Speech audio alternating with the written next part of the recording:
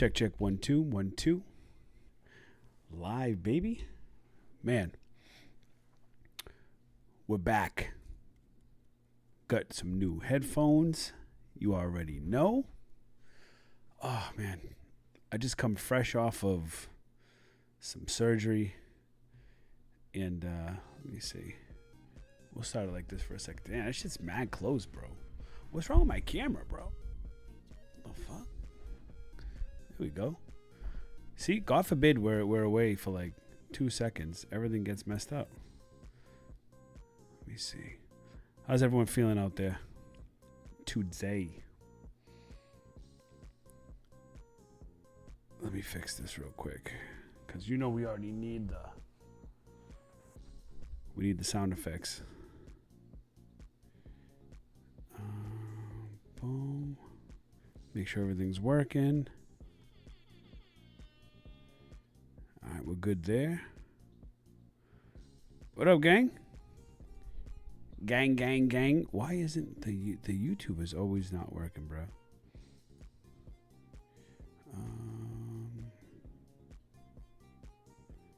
This.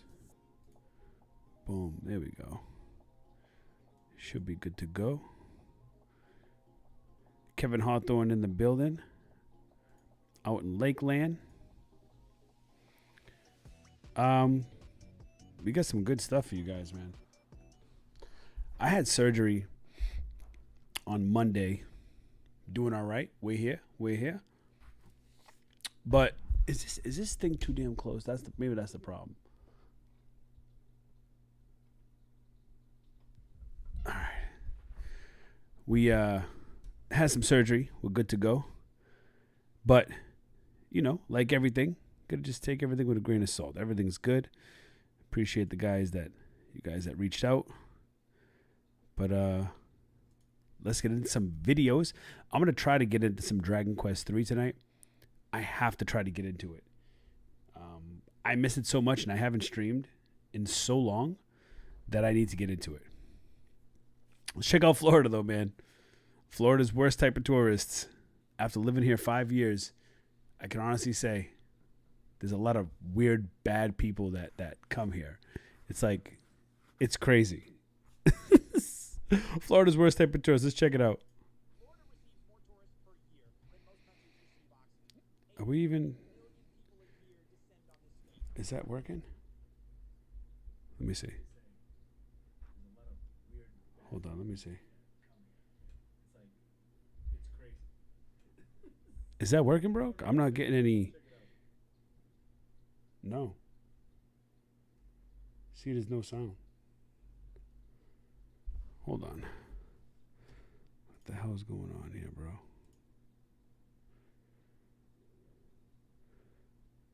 What is going on here?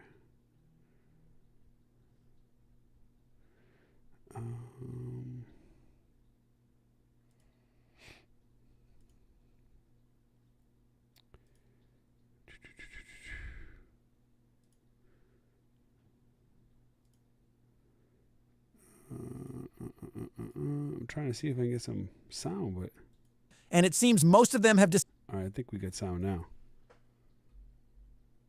Let me just make sure.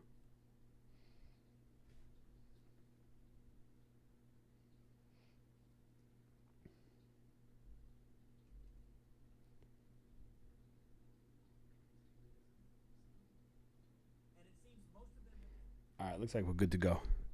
Let's try this again. Florida receives more tourists per year than most countries receive oxygen. 80-something million people a year. 80 million people a year descend on this state. And it seems most of them have decided that normal rules of behavior do not apply below the Georgia border. And look, Florida needs the money. Florida's entire economy is basically just sunscreen revenue and the quiet understanding that if the tourists ever stopped coming, the whole thing collapses into the swamp it was built on. So they're a necessary evil. We just don't have to pretend they're not insane. Yeah, but Florida will never collapse. It'll never collapse because everybody wants to come here. What is up, bro? Leave for 2 seconds and this shit is all fucked up and I'm really aggravated. What is going on?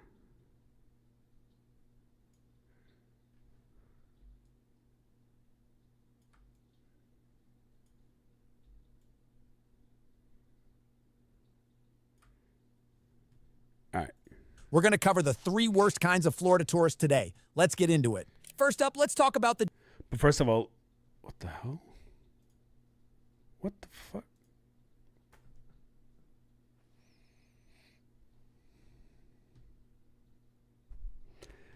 Bro.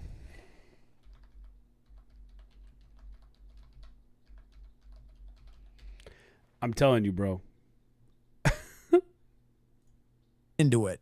First up, let's talk about the Daytona Beach Spring Breaker. I need to be very precise about something before we get into this because this is an important context that the rest of the country seems to keep missing. The Florida spring break you are imagining. The one from the movies, the one with the SEC bros in Vineyard Vines doing keg stands while a Dave Matthews cover band plays on the beach.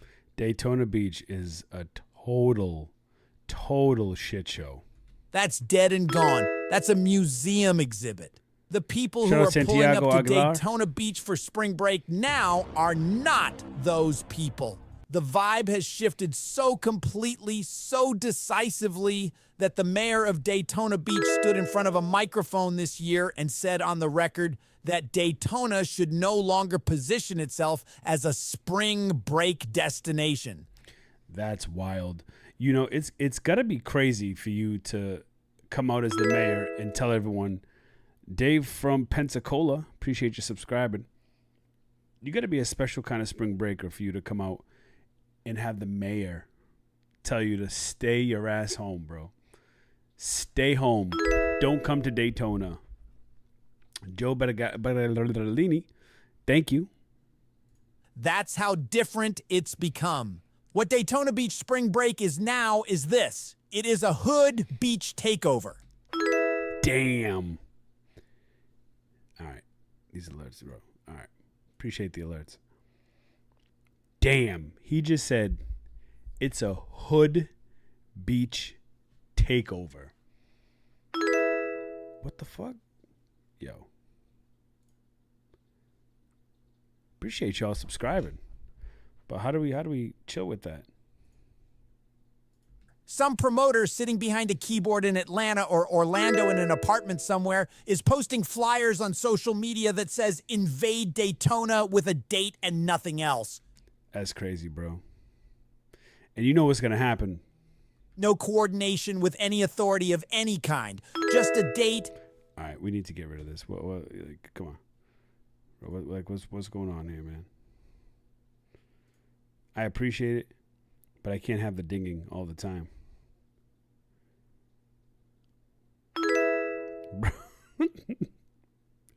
I appreciate y'all, man. But how do we mute it? That's the thing. I need to mute it. And I don't know how to mute it.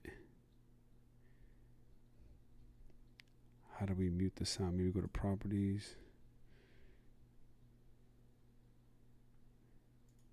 Oh, okay. Maybe we're chill. We good? No more?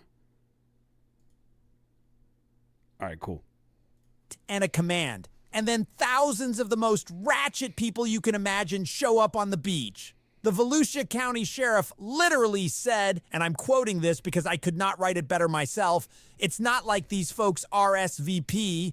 The man deployed every sworn officer he had, all 222 of them, and he said to the press plainly that he was still grossly outnumbered. And look, a lot of these people aren't even in college. That's the other thing that needs to be said out loud. This isn't a college spring break crowd in any traditional sense of that phrase. Well, bro, you think those hood kids are in college? I mean, no offense. They ain't in college, bro. They're there to cause trouble, bro. There are grown men, fully adult, gleefully unemployed men who saw that flyer and made a deliberate decision to drive to Daytona Beach because nothing in their immediate life was compelling enough to compete with it. Wow. This guy, man. Tetsumaki, what's up, brother? We're back. We're back for tonight. These are dudes who simply heard there was a situation developing on a Florida beach and thought, I should be part of that situation. This past year, somebody in that... What is this dude wearing, bro? Like, you come out like this and you're going to be taken seriously, bro? First of all, you're in Florida with a latex rubber mask. What are you doing, dude? Crowd figured out that if you crush a water bottle loudly enough, it sounds like a gunshot. And they did it in a crowd of 10,000 people just to see what would happen. What happened was a full stampede across Daytona Beach. Thousands of people running full sprint across the sand and into the road, while more than 50 deputies who were already in the middle of that crowd tried to figure out if they were about to die. The sheriff had to hold a press conference afterward to explain to the entire country that nobody got shot on the beach. Someone popped a plastic bottle, and apparently that was enough to trigger a mass panic event in broad daylight on a public beach. 0 gunshots on the beach. That's the headline, and somehow that is not the reassuring statement. I mean, listen, I got 2 daughters. I'll be damned if they're ever in that crowd. Period. Statement it was meant to be, because the same weekend... Problem with these kids is their parents have failed them. You have failed parents. There were 4 actual shootings in the city. 4 separate shooting incidents in the surrounding area while the beach was descending into a stampede. The city declared a state of emergency, and there was a curfew in force. The businesses along the strip are getting robbed in broad daylight, while the chaos is happening because the chaos is the cover. One store employee described the aftermath as a lot of violence, fighting, theft, trash. That's the Yelp review for Daytona Beach Spring Break 2026. A private attorney was walking around to local businesses afterward, asking them to document their financial losses so the county could sue the promoters. The twerking in traffic is real, too. The twerking in traffic. Highlight of your Daytona Beach spring break was the twerking in traffic. I need to mention that. A witness, a woman who was in town with her family, caught in all of this, described the scene on A1A, which is the main road that runs along the beach, and she said verbatim, twerking, dancing, stopping traffic, cussing people, flipping people off, stopping everyone, screaming. You couldn't move, you couldn't go forward, back, nothing. The sheriff, Mike Chitwood, who is genuinely one of the most quotable law enforcement officials in the state of Florida, which is a competitive category, held a press conference and said to the promoters directly, "We are coming after you financially. And if I could come after you criminally, I would." He threatened to be the first county in the state to sue event promoters for the costs of the chaos they created without permits. I mean, look. Is it the promoter's fault? Maybe if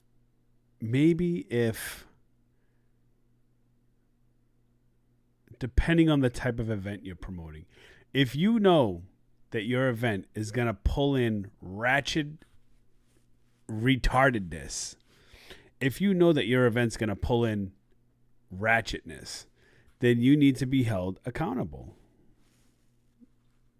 What is going on with this hat, bro? Is this a new hat?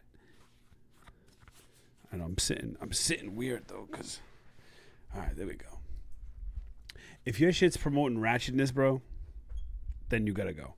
He sent cease and desist letters. He declared a special event zone where all traffic fines are doubled. Vehicles can be impounded for 72 hours, and the beach itself has occupancy limits. He was doing everything. He keeps showing Miami Beach police though. When they're talking about Daytona. Those black vehicles, that's Miami Beach. Thing a man can do within the laws of a functioning democracy to say, do not do this here. Next, we need to talk about the Peter Pan syndrome theme park goer. Here's what I need you to understand before we go any further. The Disney adult is not on vacation. The Disney adult is overweight. The Disney adult is overweight. That's what it is. A vacation is something you take from your life. The Disney adult has no life outside of this. Facts. Facts. That couldn't be any more than the truth. Disney is not the escape. Disney is the destination, the religion, the personality, and the retirement plan, all collapsed into one pastel-colored, aggressively trademarked singularity. These are grown people, mortgage-having, W-2 filing, theoretically functional adults who have built their entire sense of self around a theme park that was designed for 7-year-olds and priced for hedge fund managers. Yep. And I don't mean they enjoy it. I mean they have restructured existence around it. There is a countdown on their phone with the date and a little Mickey icon sitting on their home screen like a second heartbeat. I mean, it's true. It's true. Knowledge. They check it. They say 43 days, and the face they make when they say it is the face of a person being told they're getting out of prison. The planning is where it gets genuinely clinical. There is a spreadsheet. I'm not being hyperbolic. There is a color-coded Google sheet with tabs for each day, lightning lane reservations cross-referenced against rope drop arrival times, dining reservations made 180 days in advance at restaurants built. Well, that you actually do. You actually have to make the restaurant reservations, or else you're not going to get a table for dinner. You have to make that well in advance. Inside fake countries. This person woke up at 6 a.m. on a Tuesday 6 months ago to book a dinner reservation in a fake Norway. They sat up in bed, phone in hand, refreshed the app until the window opened, and secured a table at a restaurant shaped like a Viking longhouse where the salmon is fine and the aquavit costs $19. The overweight Disney adult is a pandemic that has been going on for far too long. The Disney adult who has the spreadsheet color-coded countdown Mickey icon on their phone is just a wild species and quite frankly, mentally ill. And if something goes wrong with their plan, if a ride breaks down, if a dining reservation gets dropped, if the one character they wanted for a photo is on a 30-minute break, something changes in their face. The smile stays, but it's no longer a real smile. It's a load-bearing smile. All fat. They're all fat. Holding up an enormous amount of psychological pressure that cannot be released in public because they are surrounded by children and cast members, and she's young enough to not be a Disney adult. The entire architecture of the... But she's crying in front of Winnie the Pooh as if that's really Winnie the Pooh. Fucking mentally ill retards. Park is designed to prevent you from having a visible breakdown. So they hold it, they smile, they say, "It's fine, we'll come back," in a voice that means nothing is fine. The operator, fat. And they will be discussing this in a very... Fat, and fat. That's 4x fat. Fucking Disney adults. It's so true. Specific tone at 9 p.m. back at the hotel. The trip cost them $10,000. They have not eaten a meal under $60 since they got here. And the one character they wanted a picture with was on break. Now the matching outfits. Couples, grown adults in functioning... All fat, bro. It's like once you see it, you can't unsee it. Relationships who... Like... It's not a theory. It's a fact at this point. Presumably looked at each other at some point and said, yes, this is... You're either mentally ill or you're fat. Or you're mentally ill and fat. The person. Show up to a theme park in matching outfits. Coordinated ensembles where one person is dressed as one character and the other is dressed as the complementary character. And this was discussed, agreed upon, purchased, and packed deliberately. There are people who show up in matching Haunted Mansion bride and groom looks. Bro, there are crazy. people in coordinated... That's the first skinny puck, but I guarantee you they're not Disney adults. These folks are on vacation. These folks are either brought their kids and they're not in the picture yet, or they just always wanted to come to Disney. This is not your typical Disney adult here. Pixar couples outfits. There are women in full Minnie Mouse ear headbands that cost $84 that they wore twice at the park and have sitting on a shelf in their apartment like a trophy. And none of these people have the self-awareness to step back from the mirror before leaving the hotel and ask, is everything You know what I'm going to say? okay with us structurally as people? The answer in most cases is no. But they look Influencers are fake.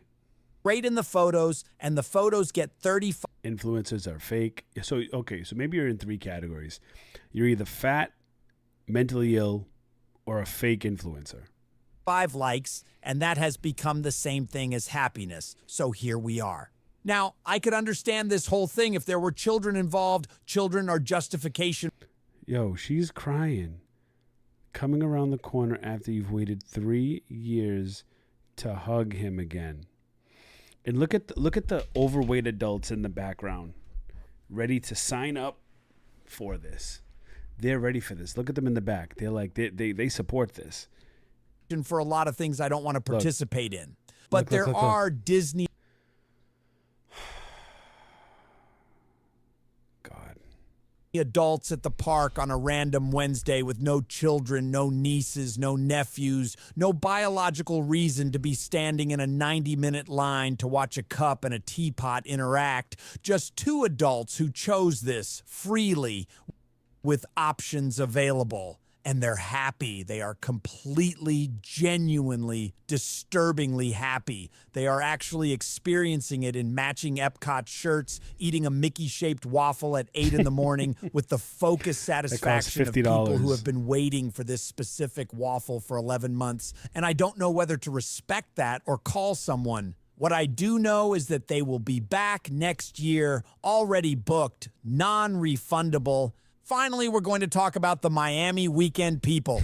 Different species entirely. Where the spring breaker is chaos, the Miami weekend person is something more unsettling. They are chaos wearing a very expensive outfit and calling it a plan. These are people from New York, Atlanta, Chicago, and increasingly Toronto who have constructed an entire alternate identity around the idea of Miami. Not Miami as it actually exists, which is a hot, complicated, wildly beautiful city full of people who don't. Miami is beautiful, man. There's something about Miami that when you're there, it's 85 degrees out, sunny, warm. It does something to your psyche. You're around successful people, even if they're not truly successful, but they look successful. It's inspiring. And I feel like it inspires you to do better. Don't care about you, but Miami as a concept. They believe, genuinely, that some version of themselves they've always had access to, but never been able to fully inhabit, is currently living in Miami and waiting for them to show up and claim it. So they book a flight, they book a hotel, and they pack 6 outfits for a 3-day trip because each day has a different version of the person they plan to be. Yeah. The group chat for a Miami weekend trip is a sociological artifact. 6 weeks of logistical escalation compressed into a single thread. true. Restaurant research that approaches academic rigor. Nightlife strategy discussions in a different but equally psychotic way. I have to tell you, too, the Miami skyline is probably the most beautiful skyline I think I've ever seen, ever, in any city that I've been in. As the Disney adults. Someone in the group swears they have a connection. This connection can get them into the place, can get them a table, can get them a deal on the hotel. The connection delivers approximately 30% of what it promises and 100% of the social capital that comes from having been the person who had the connection. The hotel is always one of 3 options. Option 1 is a boutique hotel on South Beach that costs $400 a night. The room is the Probably has bed bugs.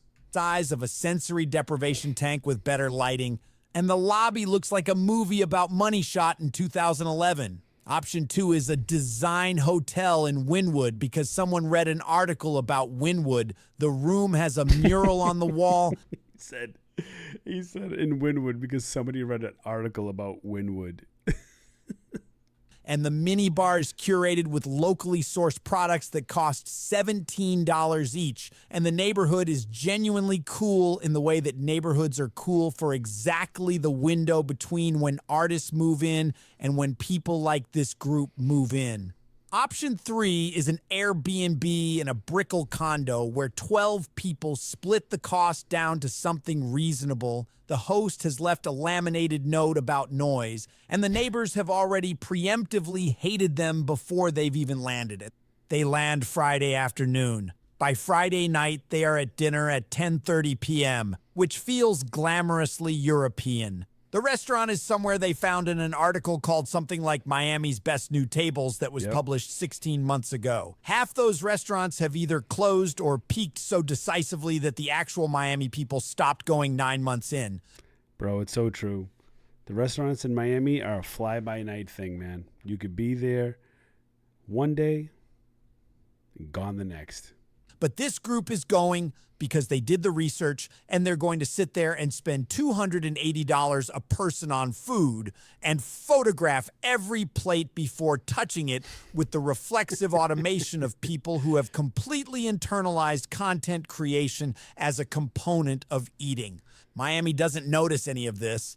That is the fundamental, humbling, unanswerable truth about going to Miami for the weekend. Miami is a city that has been absorbing people who came to be seen and felt nothing about it for 60 years. It has watched so many iterations of exactly this group cycle through its restaurants and clubs and beaches that its collective response has reached a kind of Zen indifference that is almost spiritual. You cannot impress Miami. You cannot outdress, outspend, outstatus a city that is in the business of not being impressed. That's very true. Doesn't matter where you are from. It doesn't matter if you're from Beverly Hills, LA. We're not impressed.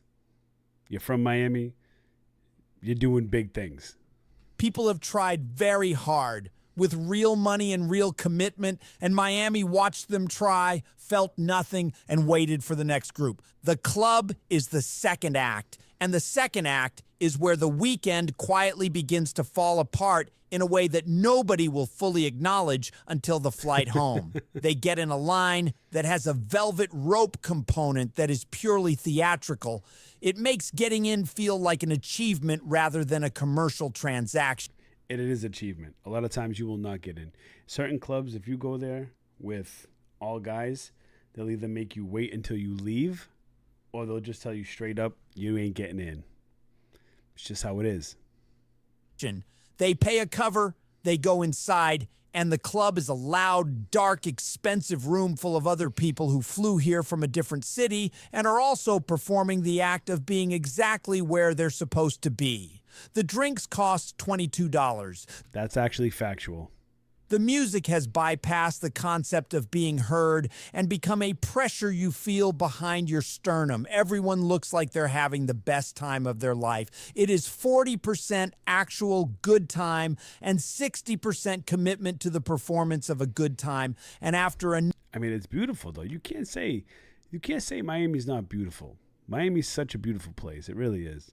Enough $22 drinks, the math stops being distinguishable. They are on the flight home by Sunday evening, sunburned slightly, several $1,000s lighter, already revising the weekend in their internal accounting of how it went. By the time they land, it was an incredible trip. By the time they're in the Uber home, it was one of the best they've ever taken. By the time they're back at work Monday morning, Miami has become a story, and the story will get better every time they tell it. And next year, when someone floats the idea of going back, they will respond immediately before the sentence is finished. We have your soul. You'll be back. With an enthusiasm that is completely sincere. Because that's the thing about Miami. It doesn't love you back. It doesn't even look up when you walk in. But it gives you just enough beauty, just enough energy, just enough of the feeling you came looking for that you leave convinced you almost got it, almost had the thing, and next time you'll close the gap. Florida received... I can't tell you how true that is. That's wild. But that's the thing about Miami, man. They got your soul. Once we got you, we got you. Hold on. This is like all fucked up, bro. What's going on? Shirt's all twisted, bro. Trying to relax in my white Hanes V-neck. So if you're just joining, I had surgery Monday, so I'm just chilling right now. We are just chillaxing. I gotta tell you this though. I am absolutely crushing the Amazon influencer program. And a lot of people are telling me to start talking about it since I've been doing it for about 3 years now. I just don't know if anybody really wants to hear it. And the reason why is because not everybody can get in. Like when we were doing retail arbitrage, anybody can do that. You can sign up to Amazon, get an account, go out, scan items. But with the influencer program, you actually have to have some kind of influence. You have to have some kind of influence. What's going on? So, I don't know if it's really something I want to get into to teach or whatever. Teach, however you want to call it. So yeah, there's that, in case you were wondering. Lindy Glenn.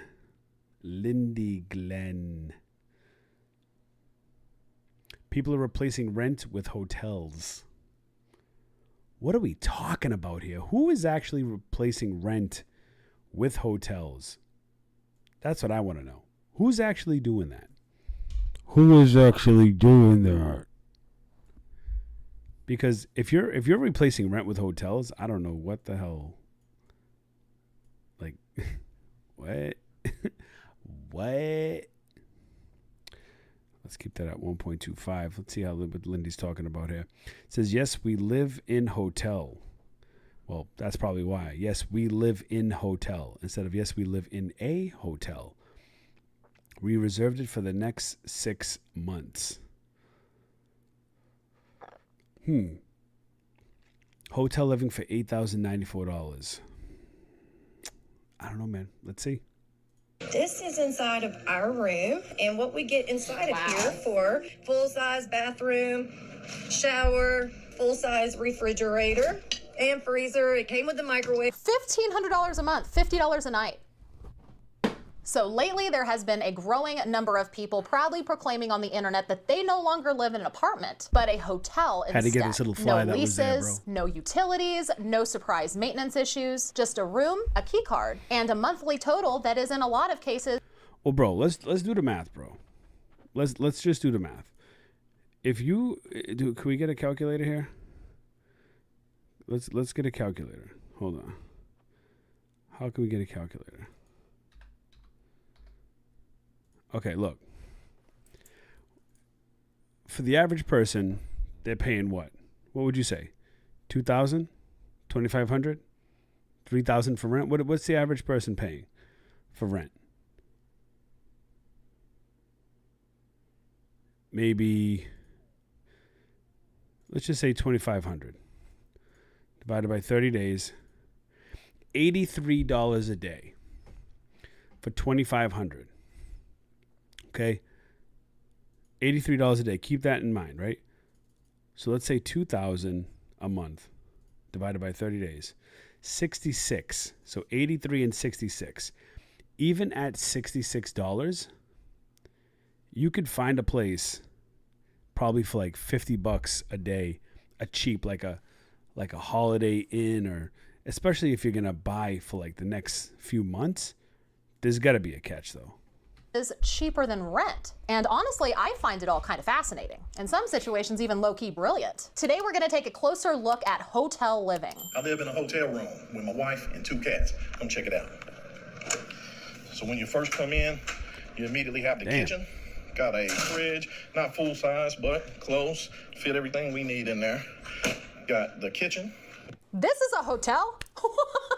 what hotel is this? Probably a This Residence looks straight Inn up or like an something. apartment. Look at the size of that kitchenette. It even has a full-size fridge. I was thinking, like, when I first heard about hotel living, I was envisioning people having to, like, deal with the little mini fridge that's, you know, by the dressers and stuff. That's a full-blown kitchen. It's probably like a Residence Inn or something like that. It even has a stovetop there and a microwave built into the freaking cabinetry. We have our different little appliances, all our stuff, not stuff the hotel gave us, other than the microwave. Got the stove top, you know, got our little dish center over here. We got our oven that I got us. How much they paying, We've though? got this little center right here with our mini fridge, our dry storage, canned goods, all that stuff. Back over here to the left by the front door, we've got the bathroom, all our hygiene. Damn, I'm not gonna lie, bro. They live like fucking pigs, bro. Have some goddamn decency. Y'all live like fucking slobs. Supplies, you know, we kind of made it our own with our own little shelves. Got shelves up in the shower to hold our stuff. You know, the toilet, which I actually put a bidet on. Yep, living in the hotel and put a bidet on my toilet. And then you come over here to the bedroom, king size bed, so that's nice. That's where the magic happens, if you know what I mean. And then we got the closet area right here, storage up there. We got stuff stored underneath the bed. Then we come over here to the dresser with the TV, got the PlayStation behind it. We got our kitty Jasper here running around. Got one of the cat trees here. Bro, who's living like this? Like, you live in a hotel, but at what cost? Like, you live like a pig, bro. Like, you guys live like a slob. And then we got my gaming table, my gaming chair. And then right here behind, I got where I put our shoes, both hers and mine, my hats. Then we got our storage area for TikTok shop products. This is full. All those are full. That's full. This is the living room right here. We got the litter box. We got the so they sell on the TikTok shop. Tree, you know, the window view right there. And then we got the pull-out couch with the little table, another chair in here, and then in the back corner is my wife's altar where she does her magical things. So that's it, everybody. Magical things? What are we talking about, bro? Oh, I'm speechless. I could live there. I could literally live there. If I didn't have kids, I could live there. Wow, how much does he pay? Okay, here he is in the comment section. He says that they pay $667 a week. Okay. Okay. So $667 a week sounds a bit much, right? That's $1,350 every 2 weeks, $2,700 a month. Bro, $2,700 a month to live in that fucking hotel. I pay $3,000 a month for a 3-bedroom. And we were just doing the math. You could get, I mean, at that point, they're living in a 1-bedroom, right? Like, he's a fool. Complete fool. $2,700 a month, depending on where he lives, could be a little bit steep per square footage. However, he's got no utilities. There's no lease. He's got free parking. He's got free Wi-Fi. He's got free water. And That's he true. probably feels pretty freaking safe because there's so many barriers to entry to get into his apartment. I don't know where he lives, but $2,700 a month for all bills paid and you're perfectly comfortable and you can leave anytime. How do you get mail, though? How would you get mail? I don't know. I don't know, man. I'm not completely sold. They're living in a 1-bedroom, bro. You can get a 1-bedroom for like $1,500. You want no credit checks, no obligations. I'm impressed. I'm impressed. So I'm in the Wichita area, Wichita, Kansas, where cost of living is typically lower. I'm sure that, you know, you could find a comparable studio apartment somewhere in the Wichita area for maybe $800 a month. But Damn, bro. We in Florida, bro. Miami, a Miami studio in Brickell, $2,800. I know that some places, a studio apartment that size could be $2,000 to $3,000 alone. Yeah, so probably a depending on P.O. where he box. lives, Yeah, which that's true. clearly he doesn't want to say, which is fine. We're going to respect that. For $667 a week, you know you have a guaranteed roof over your head and you're perfectly I comfortable. still think it's way that's too pretty much. cool. I think it's too much to pay for a hotel, though. To choose to live in a hotel for that much, I don't know, man. I mean, no electric bill, no water bill. That's like $350 for all that. I mean, I don't know. That's pretty cool. This is the hotel that I reserved from November 17th, 2025 till May 17th, 2026, which is a total of 6 months, and it's going to cost me $8,094.14. No, I do not have to pay all that up front. I can either pay $307 a week or I can pay the $1,228 a month. You can even pay every 2 weeks. It really is up to you. Your total amount is your total amount. So this is the first lady that I saw. Her name, I believe, is Mandy Bowers. She's the first one that I saw really promoting hotel living, and she has been doing a lot of educating on hotel $12.28 a month is wild. living because she has been doing it for so long. I think she had said that she and her husband have been hotel living for 2 years now, and what they're doing is they're living in a hotel and saving up their money so that they can buy land and put a tiny house on it, I believe is what she has said. But for 6 months of having a roof over her head, she's going to go just over $8,000. And she has this tagged Tampa, so I think that means that she's in Florida. And $8,000 for 6 months. How much do I pay for 6 months after I just told you? 3, 6, 9, 12, 15, $18,000. I'm paying $10,000 more in a 6 month period for a 3-bedroom. But I got kids, so like we can't do no little ass hotel room. It doesn't work that way with kids. You know what I'm saying? And who wants to raise kids in a fucking hotel? You know what I mean? unless she's just like tagged a random area, I don't know. But $300 a week to have a roof over your head? I'm interested to see what a room looks like. I'm gonna take y'all inside my room. She even put a bow there. This is inside of our room, and what we get inside of here for that amount is say hey to hubby. Also, we have the full-size refrigerator and freezer. It came with the microwave. Since when do hotels do full-size fridges? Like, that's the part already that's blowing my mind. Every single hotel room that I've ever stayed in just had a mini fridge. Yes, I have been in hotel rooms that have full-size fridges, but those are like the more expensive suites, or they're extended stay hotels. Maybe this is extended stay. Maybe I just answered my own question here. That's wild to me, though. A full-size freaking fridge. It's just like a studio. It's just like a studio. It also came with the 2-eye stove burner here. We brought our own coffee pot and some extra items over here. It does come with a full-size bathroom, shower. I mean, that's a good price, though. And, of course, it's all about how you make it, but this is what we are doing. So last week I posted a video about my extended stay hotel room. A lot of people wanted to know about price. Yeah. It's about $50 a night. That is unbelievable. So that winds up to about $350 a week, about $1,500 a month, give or take, maybe $100, $200, depending. And it's so true. You get your electricity paid, your water paid. Depending on if you want 2 beds, if you have animals, etc. But just for us, we got the basic package, simple room. We pay $1,500 a month. You can pay nightly, you can pay weekly, or you can pay monthly, or you can pay 2 or 3 days at a time, whatever works best for you. We don't have any bugs. There's no cockroaches. That was a major thing for me because I'm not going to be able to deal with cockroaches. They're very clean. You know, like I said, they're really cozy. There's not a lot of drug activity to speak of. If people are doing drugs here, you wouldn't know. There's not a lot of drama and police in and out and stuff. It's very peaceful. $1,500 a month, $50 a night. Damn. And the flexibility. I knew that this was... But again, a 1-bedroom, you can get a 1-bedroom apartment for about that. A thing. Obviously, I'm prepping to do this video and I'm, collecting clips and kind of looking into it and all of that. But actually just sitting down and watching the clips in its entirety and not just, like filing them away for filming this video. It's like I'm finally seeing it and I am so incredibly impressed. This message is specifically for my people that are living in a hotel, a motel, Holiday Inn. If you have been going through your journey and living in that hotel for over 30 days, you need to take your ass up to their front desk and you need to tell them, ask them rather, to take the taxes off your room. After 30 days, you become exempt technically, but they are not going to take those taxes off unless you ask. Because technically you live at the property now. You don't need to be, that's a different story. The hell is in her nose, bro? Is that a nose ring? You didn't hear that from me though. You know what I'm saying? If it has been well over 30 days, 9 times out of 10, you have a credit on your reservation. But it's going to take somebody with common sense to sit down any day after the 30 days that they're taking your taxes off. And the credit literally should pop up by itself. So you might got some free days, might be a 3-fold, might be a week, depending on how long you've been there. But I know I just helped somebody you up. Oh my. So there's a comment right here. This commenter, Kelsey, says, we stayed in one for 4 months, ended up getting a refund of $2K.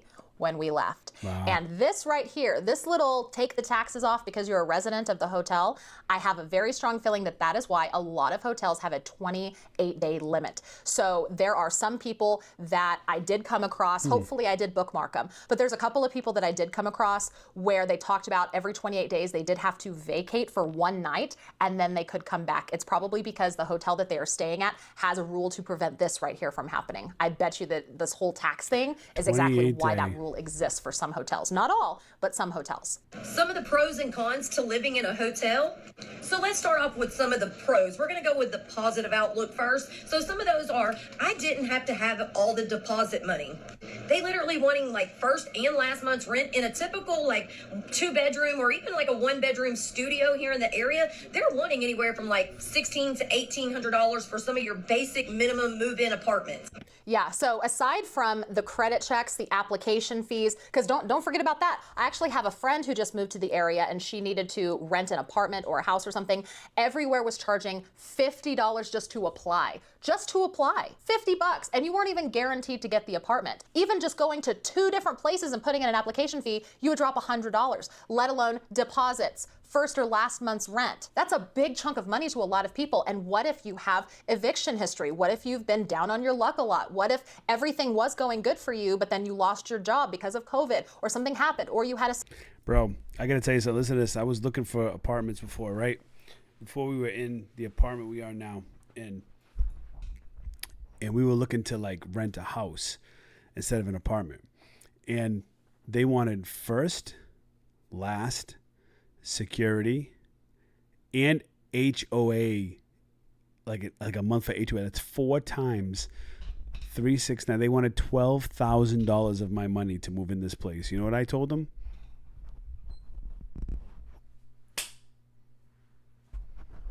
Get the fuck out of here.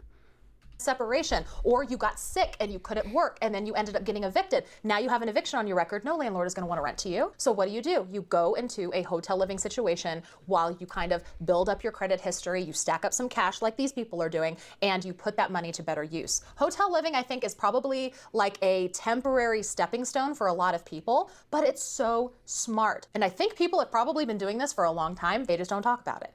I don't have to worry about my electric bill changing. If I want to turn the heat on, I turn the heat on. If I want to turn the air on, sometimes I turn the heat on just to go take a bath and get it nice and warm, just to get hot and go turn the air back on.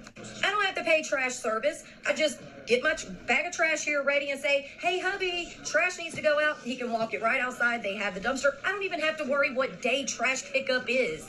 At the hotel, you can drop trash off every day. I can run a whole tub of bath water, and if I happen to let it sit too long and it gets full, I can just let it go out and refill it. My water bill, it don't change.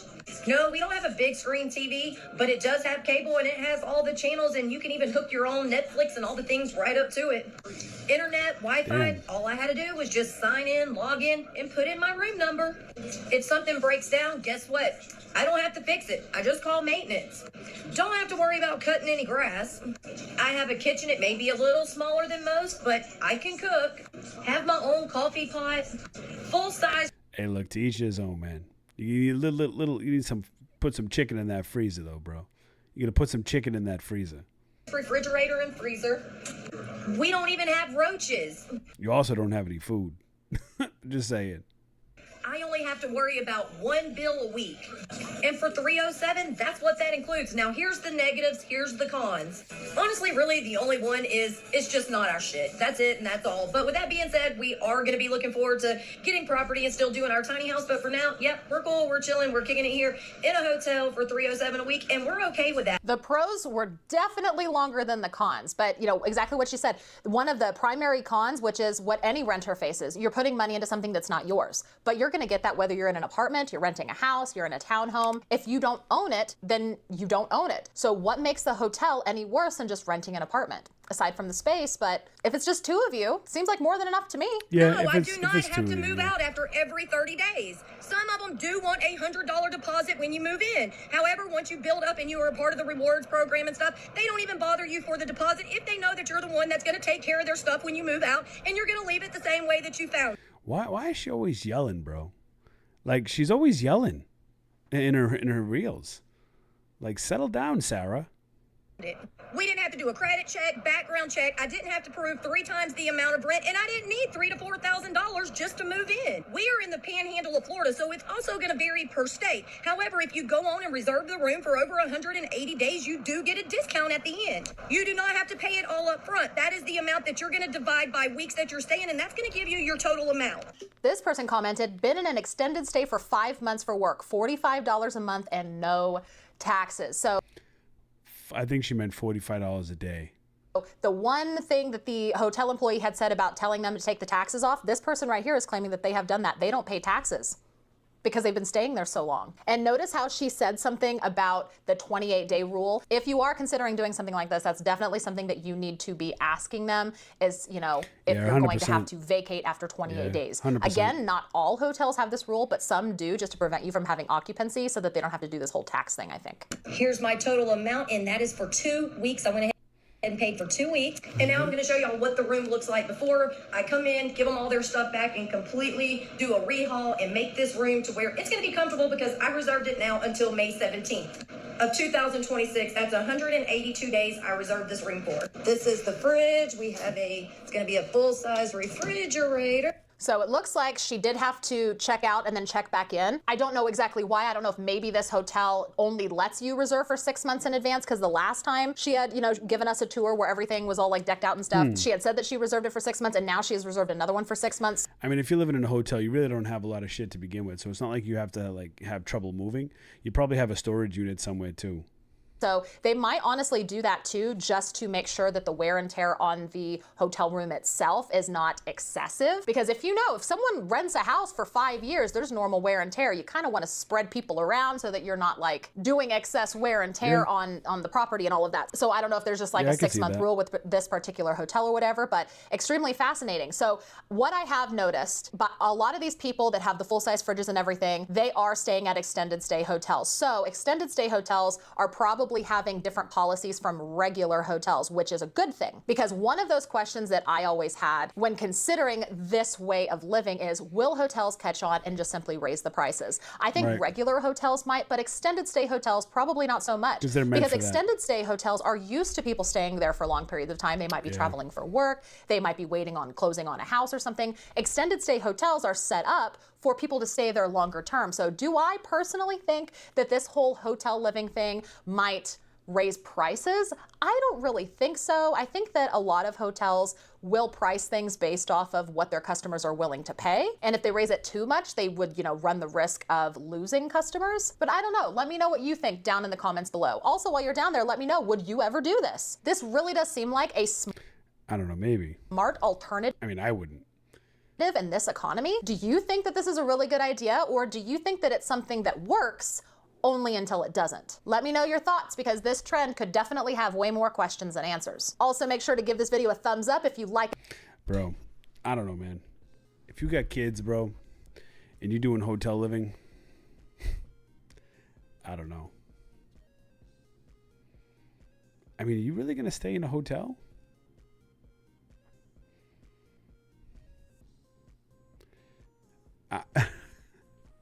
Are you? Probably not. Probably not. I'm not gonna lie. I kind of want to play my game, but we might have to get into one more.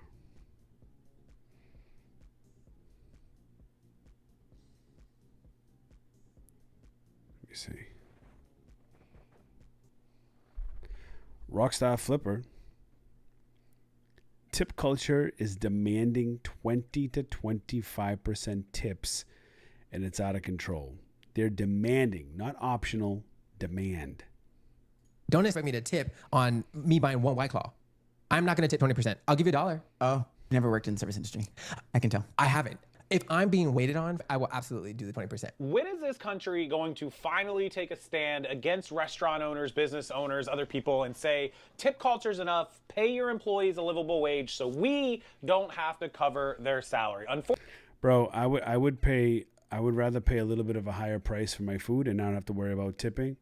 Fortunately, I don't think it's going to happen like it does in the rest of the world, because these restaurant owners, business owners, people like that have figured out how to get you and I to pay their bills for them. I didn't tip a Jets Pizza employee, and her response when I clicked the button on the machine was, "Oh, thanks.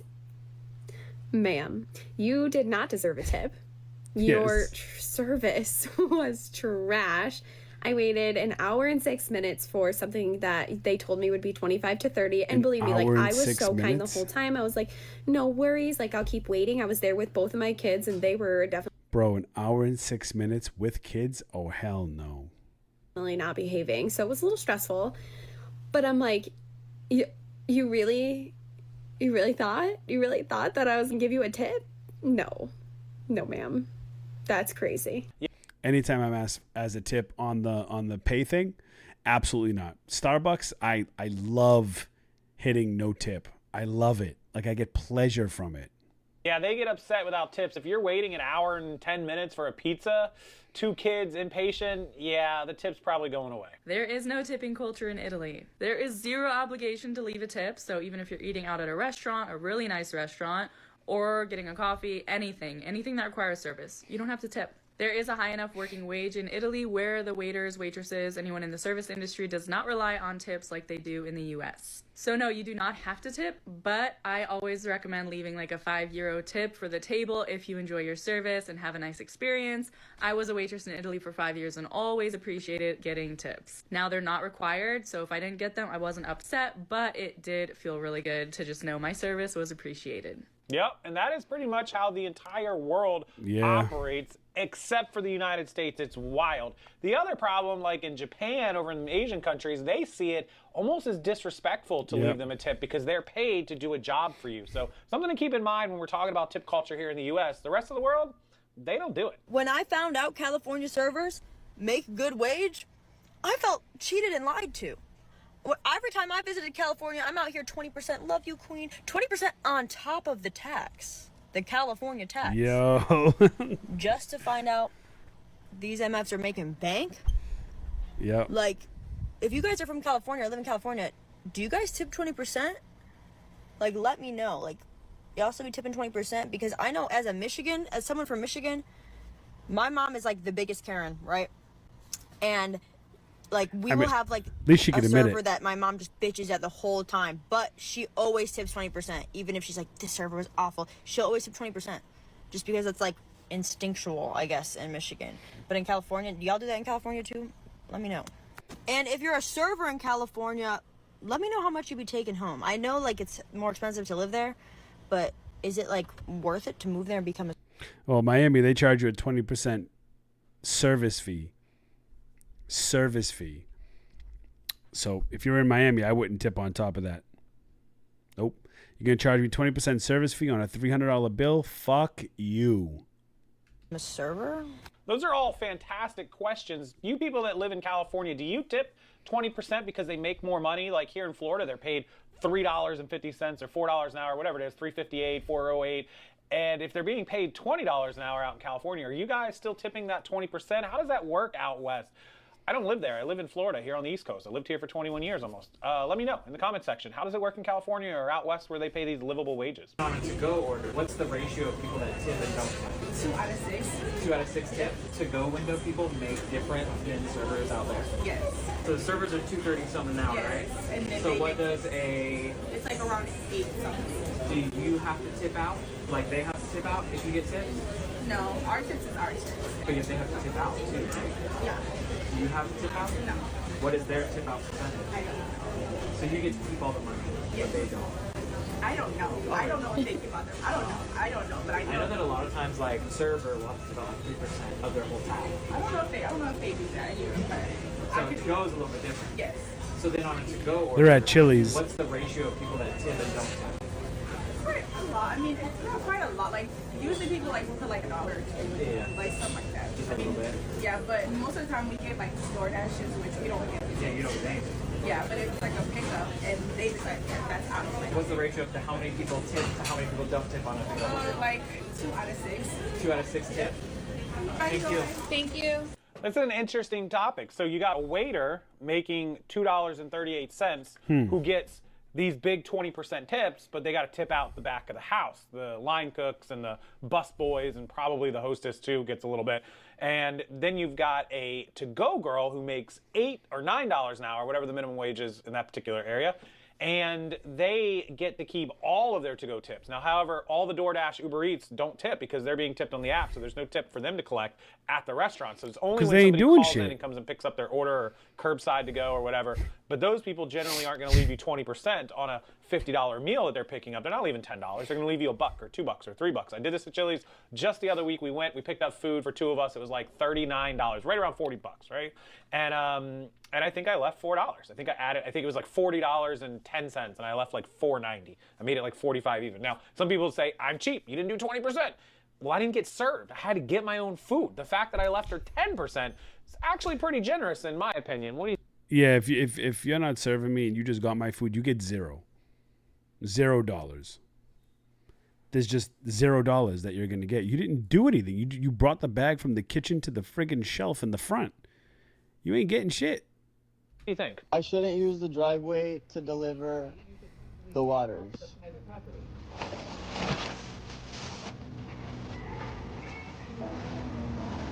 Half a ton of waters. So I just got to deliver the waters, and she's saying I ran her plants over. I mean, maybe I cut this off, backing into this driveway, but I have all these waters. So you can't come in my driveway and scrape the plants. You don't need to pull up into my driveway to deliver the water. The pillars there are very tight. It's really problematic to pull into the driveway. In general, I don't think that to deliver the stuff, you should be using the private driveway. You should. So I shouldn't use the driveway to deliver the waters. The private property legal. Bro, I would get in my car and take all those motherfucking waters right back to the store, bro. I hope that's what he does. For safety reasons. Got it. I will stay off the property, ma'am. Have a good day. Okay. Did he he drive definitely off? clipped the plants. You could see he was angled there. He should have been a little more careful. But let's talk about Karen here, ordering 480 bottles of water. I'm assuming those were the 48 count, so she ordered 10 of them. Bro. 10 cases of water, and she wants them to park down on the street and walk them up. You're paying somebody to deliver that kind of material, that kind of food, water, drink, whatever. Have a little common courtesy. As a driver, be careful. Don't hit any of their stuff. But holy Karen. I will not be tipping you to make me a sandwich, and I will definitely not be tipping you to make me my coffee. Tipping culture nowadays is so weird. Like, people are just asking for tips when they're already doing their job description. Yep. Like, if you're asking me to tip at Subway, your job description is to literally make me a sandwich. So you're not doing anything that's above and beyond, anything that's extraordinary or 100%. anything that I can't do myself. I'm not even talking about, like, surfers or like 100%. bartenders or, people who will actually get paid minimum wage, and most of their income depends on But here's the question. Bartenders are paid to make you drinks, but we pay them. So Subway are paid to make you sandwiches, but we don't tip them. Bartenders probably make the minimum wage, right? The $2, $3, $4, but Subway is probably making $12, $13, $14. They're both making Starbucks. They're getting paid to make you a coffee. No tip. A bartender's paid to make you a drink. We tip. tips. I'm not talking about those people. I'm talking about even these quote-unquote small businesses that be asking you to tip when you've already spent hundreds of dollars with them. Like, what doesn't make sense to me is that you're asking for a tip for doing something that is in your job description, something you signed up for, and you're getting paid hourly. So I can make my own sandwich, I can make my own coffee. Hell, I think they're even charging tips at the post office. Okay, so technically a bartender's job description is make drinks, right? Okay. So they're being paid to do what they're told to do, just like a sandwich maker at Subway is Okay, he's saying the same thing I'm saying. Let's see what he says. job description to make sandwiches. But we tend to think of the service industry as waiting on you, servicing you, as more work than just make your sandwich, hand you your sandwich. Bartender has to make your drinks, hand you your drink. it's sort of the same. And I would, in fact, argue it's easier to pour, even if somebody comes in and goes, hey, can I get a rum and Coke? Yeah, great. Rum, 2, 3, 4, done. Psh, Coke, here you go. As opposed to, can I get a ham and turkey with Swiss with, let me get the mayos, a little bit of... It's actually easier to be a bartender. So why are bartenders the ones getting tipped all this money and we're not tipping a sandwich maker? The argument is full circle, right? This is why... Well, again, because I said the bartenders we know make the waitress wage, usually, right? They make the waitress wage. Why we have to do away with tip culture. And everybody gets a paycheck. You get paid to do the job you're doing, and that's the end of it. Apparently, restaurants can set the amount that they want you to tip. So take a look at this machine. It says 40%, 50%, 100%. Like, are you for real? Like, most places like 10%, 15%. And notice that there's no 10 or 20%. You have to go into custom and type it in yourself. They almost make it seem like you're embarrassed to do it. 20%, and then the custom on the bottom. But I feel like restaurants have gotten like out of control. It even has words like so-so, good, like a 30 or 40% tip. I mean, that's phenomenal. Most people would say that's absolutely phenomenal. I've heard of so many stories of waiters and waitresses getting mad. Yes, there are some people that might only tip $1 or not tip at all. But to like have this as a norm, 40%, 50%, signs that say if you don't tip at least 25% or 30%, you can't eat out. But what do you think about this? These are literally the buttons already pre-programmed in the machine. I think that's crazy. Yeah, I think that's crazy too. If you remember back, it was like 10, 15, 18% at one point. Now it's like 15, 18, 20. In some places I see 18, 20, and like 22% or 23%, which is what it is in my local lagoon.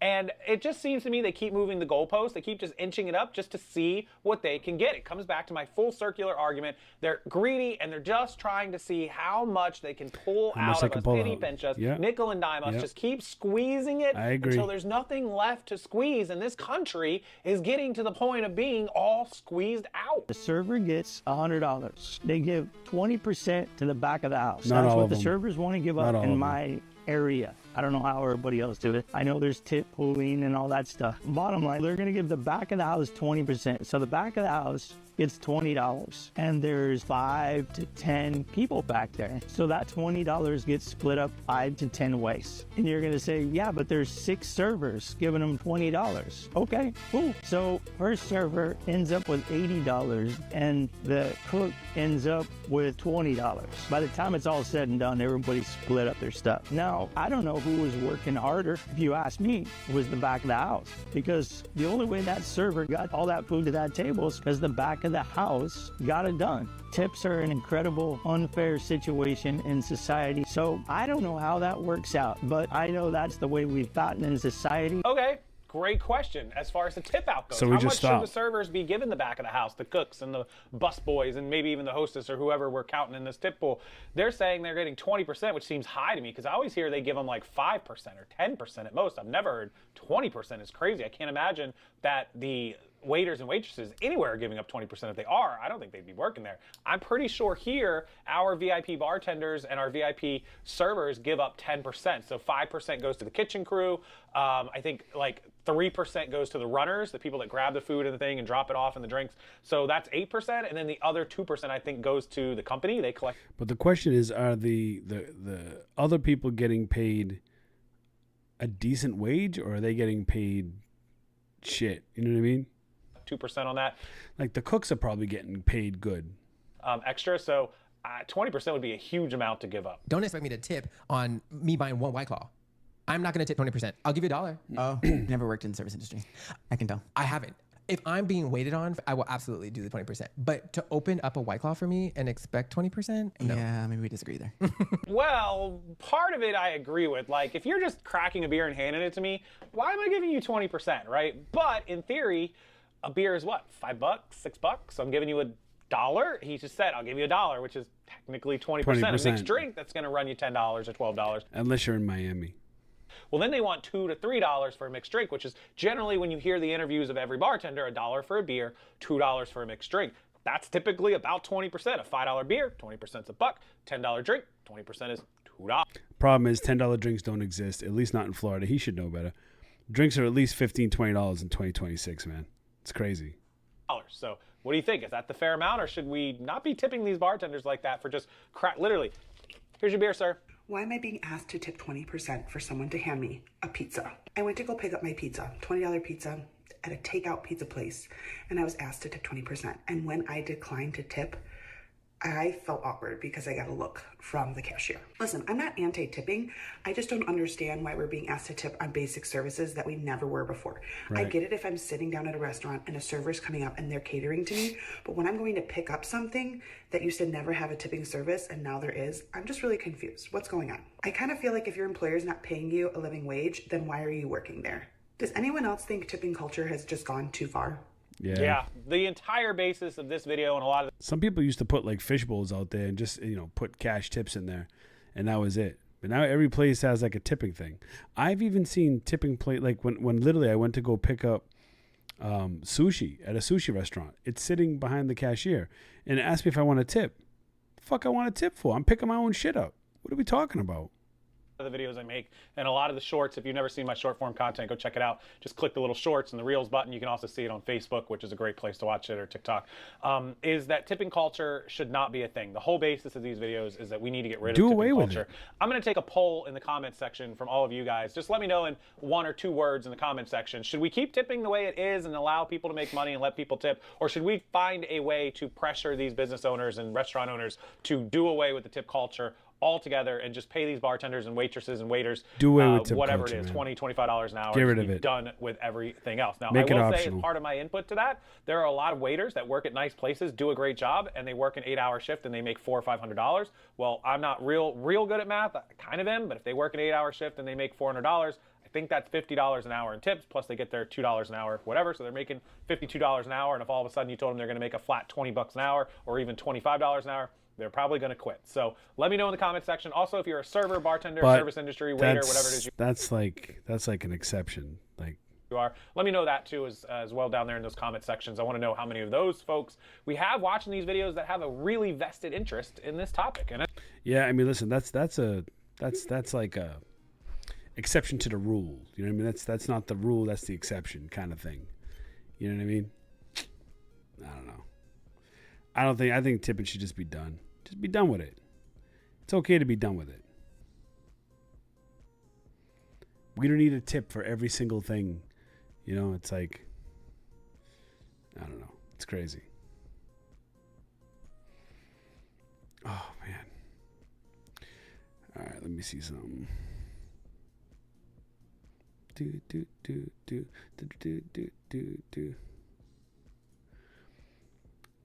Let me see if I can get this to work. I haven't tried this in a minute. Let me see. I probably should have tried this before I started playing, right?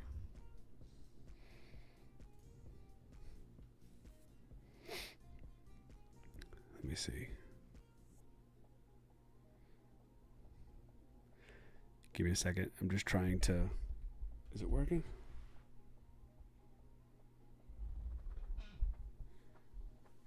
Searching the connection via the internet.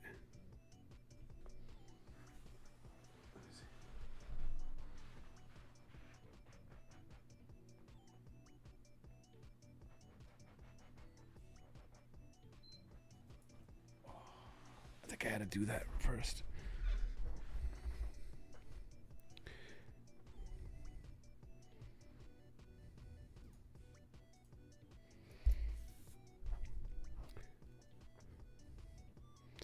I haven't played it in a minute.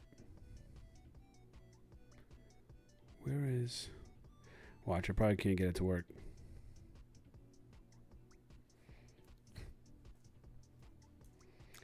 It's not working. I made a couple changes, and now it's not working. Let me see if I can X out and try again.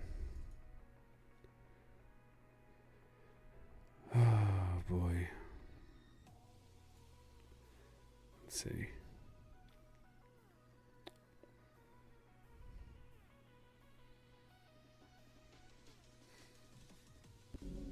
Oh, there we go.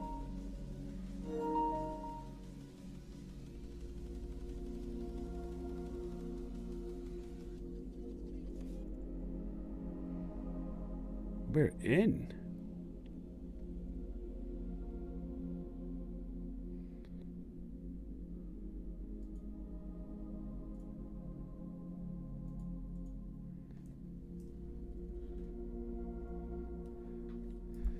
Let me see. Can we get it to work? Ooh. Ooh. We haven't played this in a long time. But I need to grind in this for a little bit. So I'm not sure how long I'm going to be playing this for. I'll probably be playing it for... We'll at least get an hour in. We'll at least get an hour in, for sure. Maybe even 2 hours. Just depends on how involved.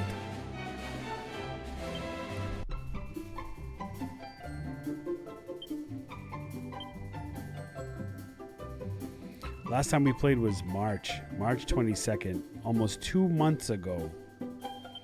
I don't even remember where the hell we're going.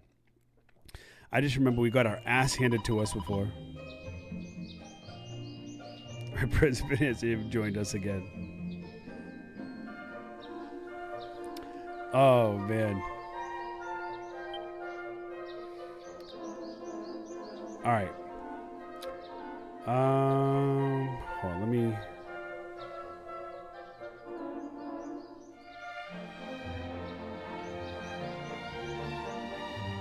There we go. All right, cool. Let's get it in. Let's see what we have here first. All juiced out. Equipment.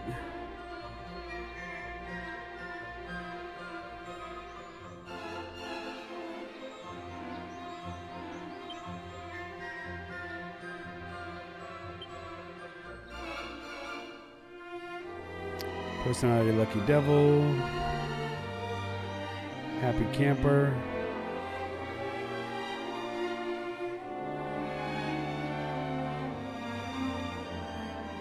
Go 2 hours.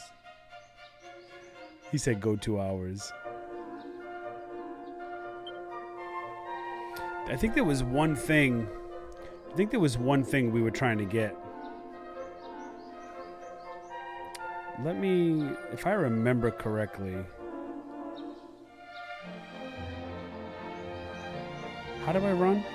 Oh, there we go. Who was...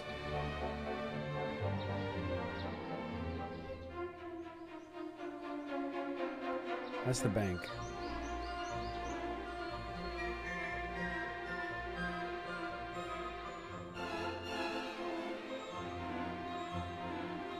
Was it this guy?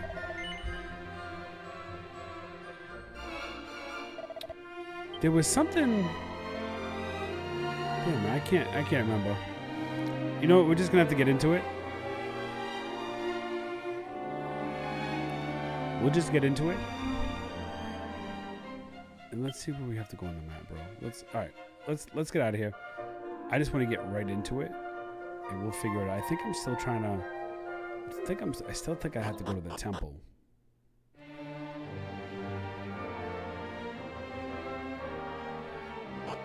Said from the well. All right. Tatsumaki, you win.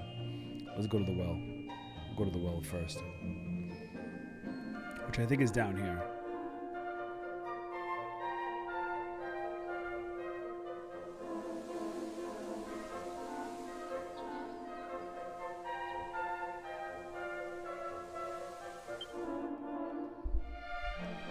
Let's see. I think we got everything here.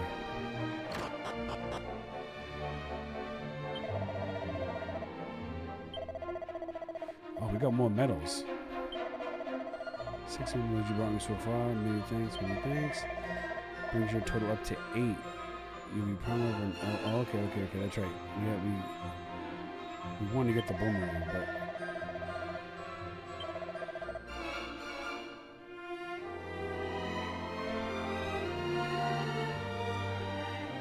Yeah, but we needed more mini medals. We can't get any mini medals. So I think we need 2 more. right?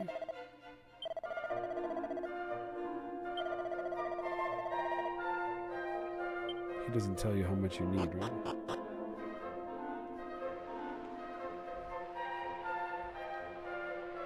So it brings our total up to 8. So we're gonna get some more mini medals. But I think I got my ass handed to me in the what's this?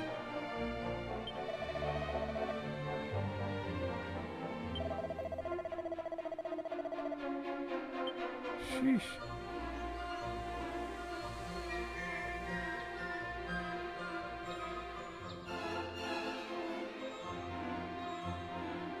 Let's get out of this for a minute. I just want to see where the hell we're going.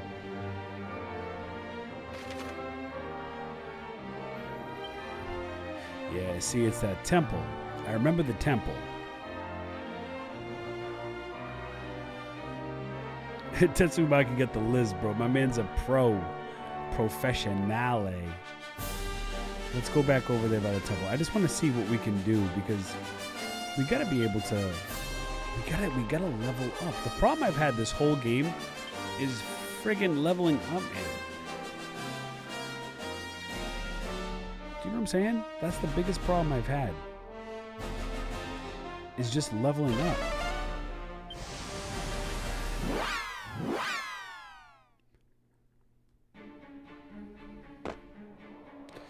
Alright.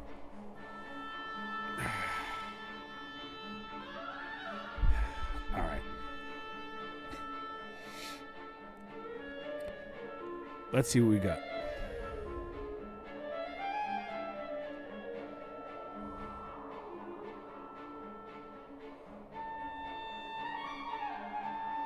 I think we got up to the second or third floor. We got everything on this floor. We've gotten everything on this floor, so we don't really have to worry about it.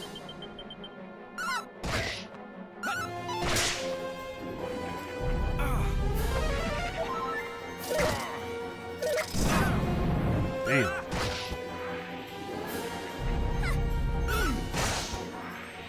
But I remember before we stopped playing before, we gave these guys a lot of good defensive, which is I'm seeing right now. They're not taking a lot of damage, which is freaking great.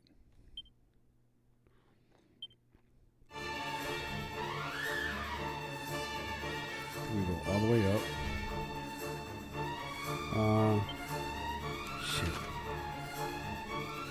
We have to go to the right. Right?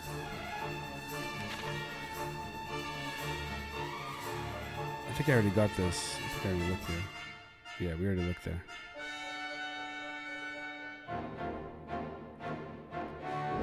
I know I've gotten everything on this floor. Okay. Boom. I have to remember what these...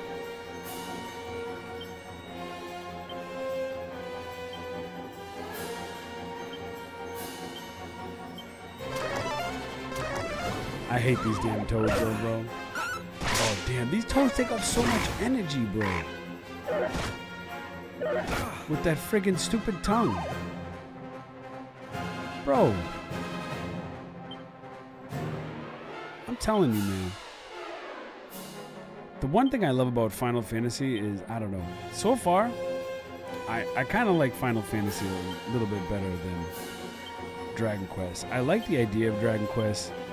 But it's like, I don't know.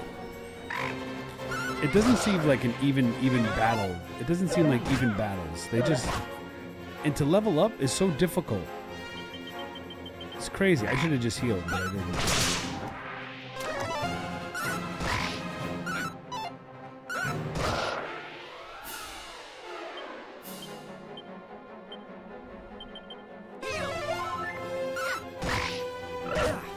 I mean, look at that.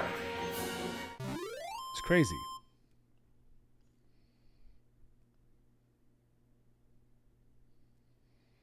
Got up to the long puzzle. Oh, yeah, we leveled up. Let's go. Yeah, decent level up, I guess. Sizzle and Lightning Slash. I thought we already knew Sizzle.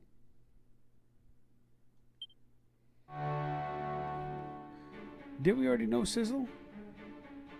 We didn't know Sizzle? Sizzle my nizzle?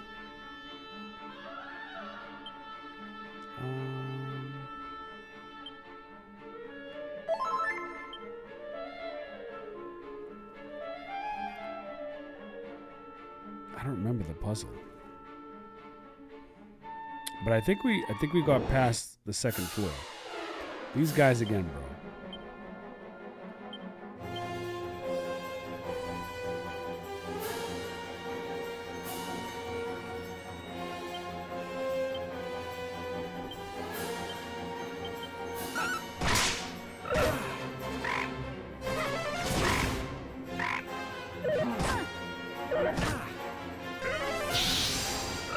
Only worked on one.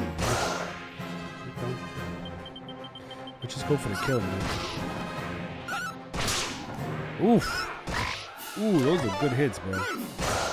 Oh, let's go. Let's go.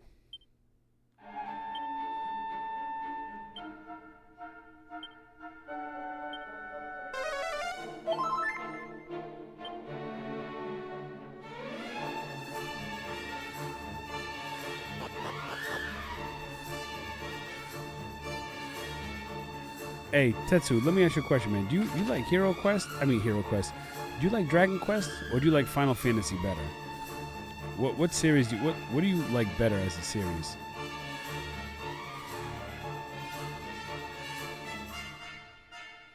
Do we have to go all the way down or we have to go to the left? Oh my god, I don't remember. I think it's to the left. I think down was a special item which we got. We got everything on this floor. I remember this floor.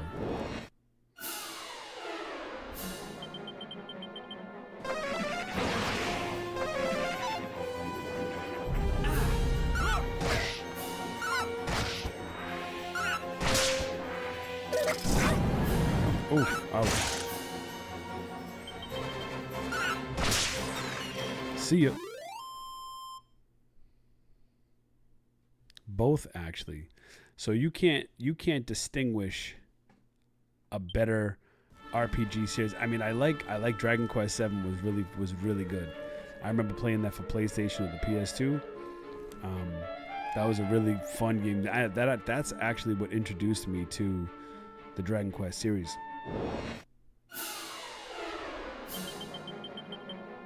But Final Fantasy, man, is just classic. It's just so classic. I even like YS. You know what I mean? I like the YS saga. I like Chrono Trigger. Chrono Trigger might be a tie between my favorite RPG game is going to be between Chrono Trigger and Suikoden 2. Those are my two favorite titles for role-playing games. Alright, I think we made it here. And I think this is where we had to use... We weren't sure if we were going to open up... Oh no. Oh, I had to go the other way. Oh my god. We already been here. We have to go to the other entrance. Oops, I messed that up.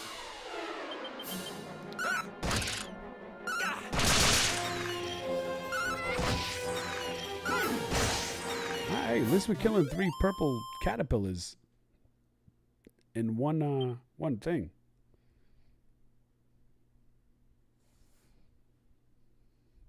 Yeah, we got everything there. I remember now.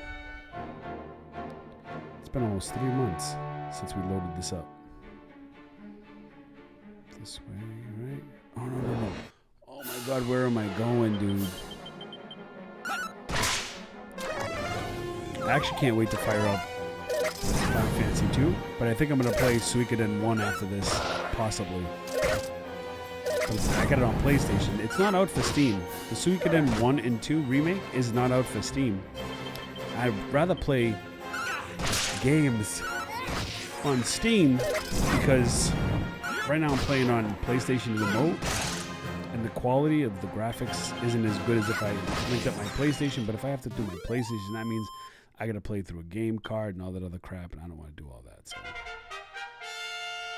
So I think this is decent enough quality, right? And it's good quality, right? Like, it doesn't look like crap or anything.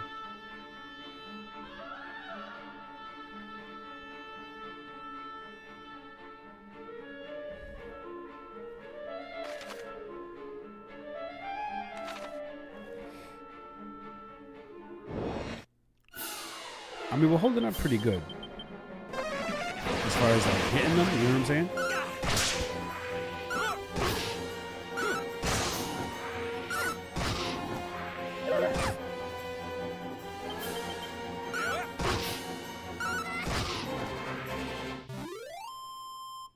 Yeah, south green spot. I thought it was the other way around.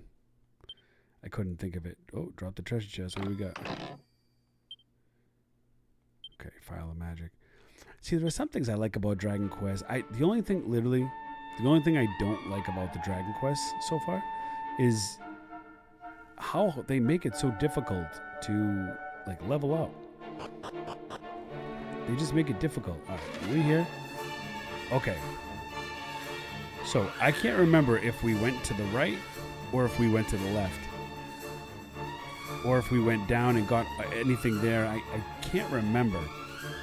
But I think we should just go to the right, bottom left, and then explore some other options.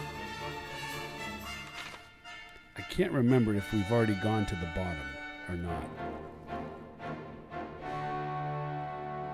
We seem to be doing okay, though, as far as battling.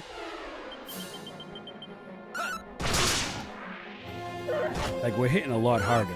Because I remember we upgraded our weapons, we upgraded our defense before we saved. Oh, shit. All right, hold on.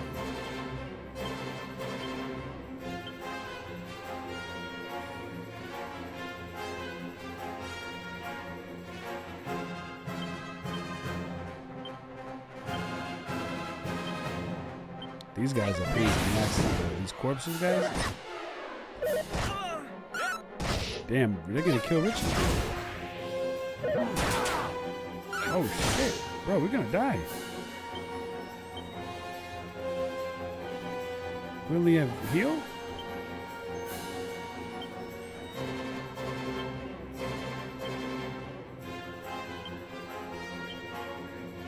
God damn. Hold on.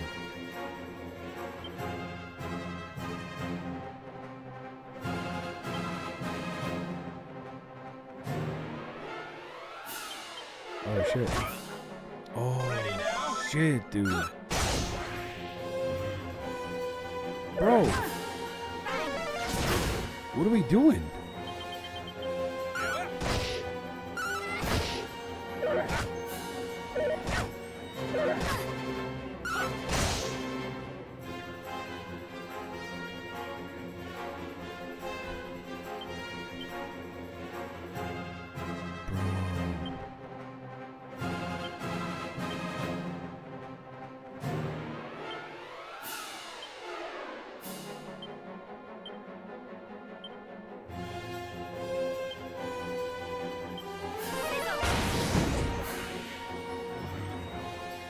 Yo, this is crazy, bro. This is crazy, bro. This is absolutely fucking crazy, bro.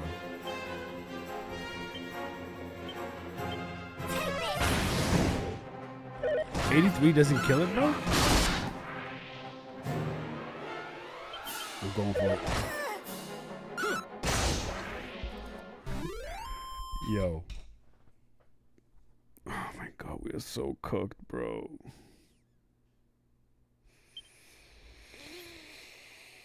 $1,744 experience points, though.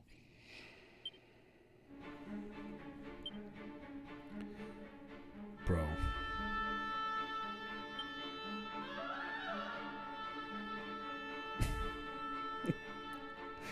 Yo, out of all the fucking people to be alive, it has to be the one. We're gonna end up having to use a Chimera wing, unless I have some Bro, I don't even have any.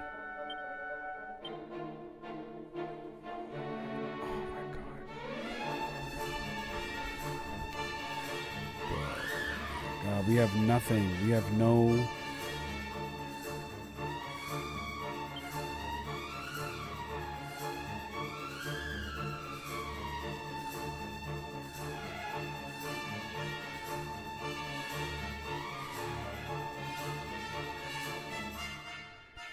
We're gonna have to get out of here.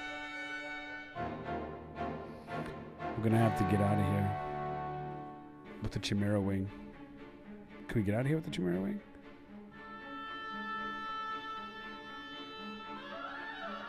Right? There's nothing else that we can use right now.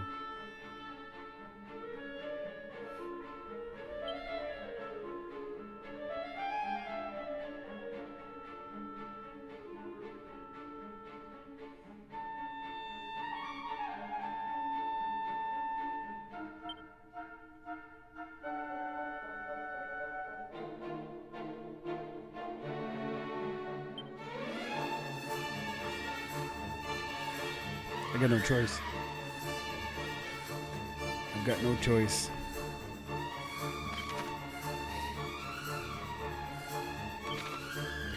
And away we go.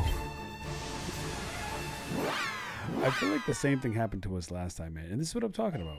You come across what you think might be basic freaking enemies, bro. And it's just like...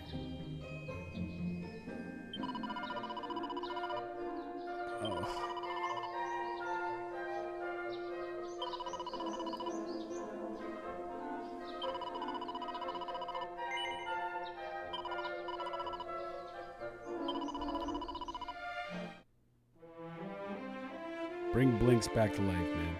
And then Blinks is going to bring back the others. Nope, that's it. So now, we can do... which one? Who had the spell? Oh, was it Gabby that had that spell? I did the wrong thing. Oh my god. Oh, it's alright. It's alright, bro. It's alright. I forgot. Gabby has the spell to bring back people. 63 gold, man. God damn.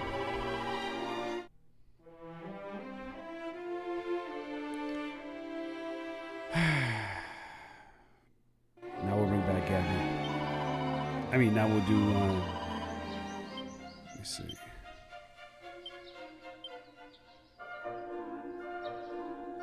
Yeah, see?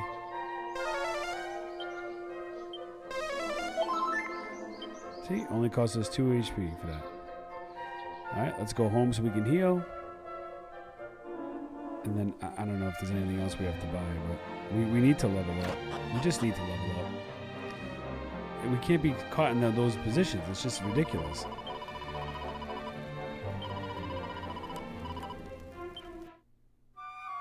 It's crazy.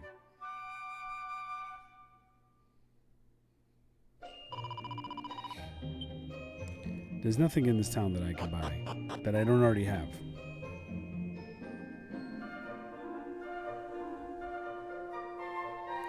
You know what I mean? There's nothing here that...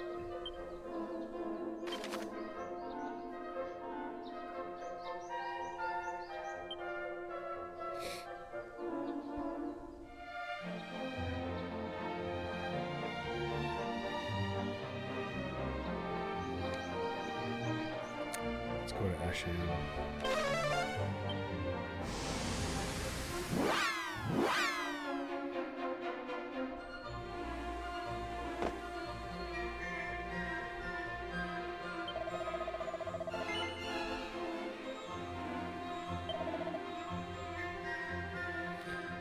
Here we go. Silver platter.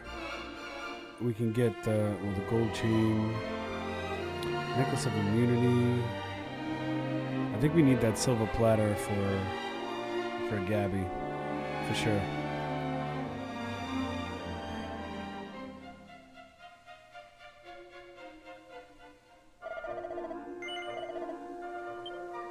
I think we might get that for Gabby.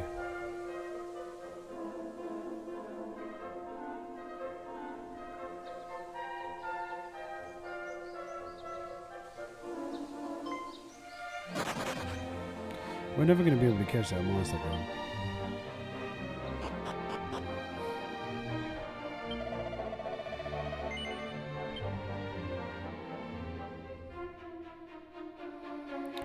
Edged boomerang, but we're waiting for the medals for that. Cloak of evasion. But do we get the cloak of evasion? Or do we go get the...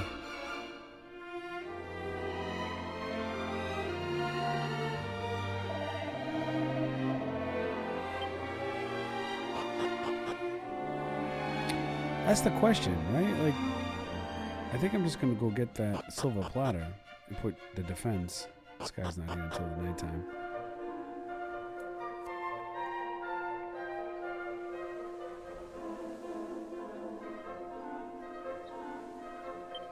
I think we need the silver platter, man.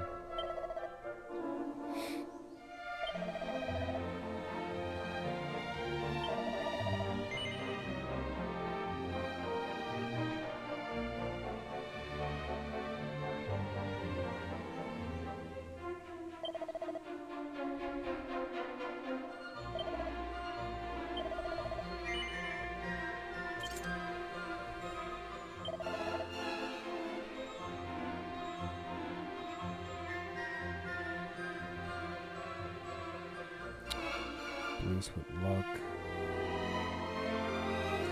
defense.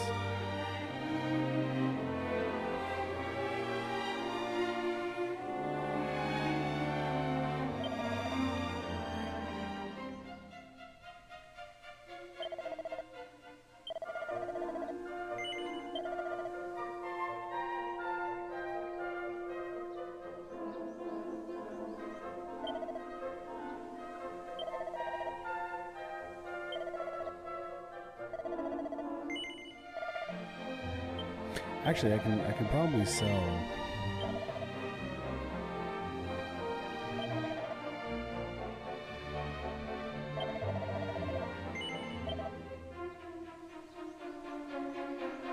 He said no on the platter. He said that like 5 minutes after I bought the platter.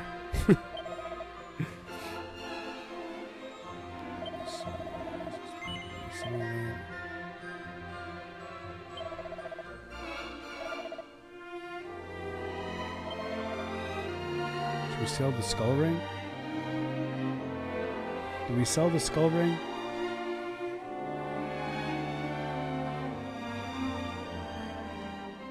I say we sell the skull ring.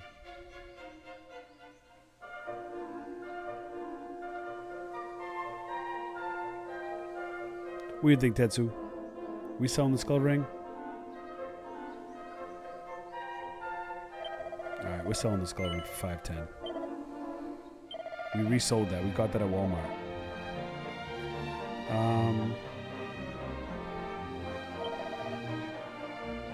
Knuckled, all this stuff. I don't know if we should sell all this stuff.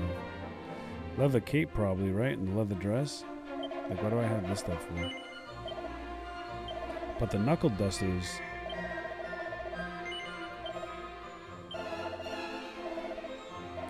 Let me see. Maybe I should sell the knuckle dusters. Let me see if any of my people can equip it. Probably not, right?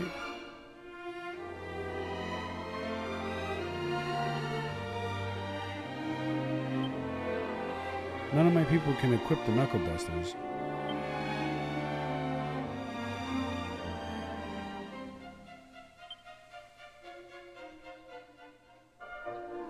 So maybe I should sell the knuckle dusters.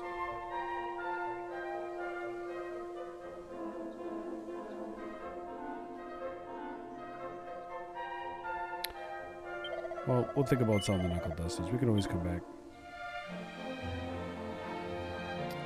We gotta level up. We gotta spend some time leveling up.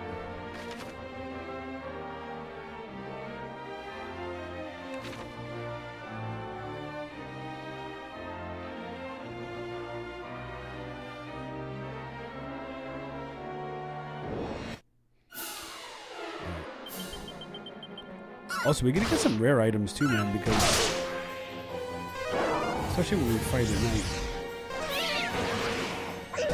the what are those called? The friggin' cat bats or whatever they are.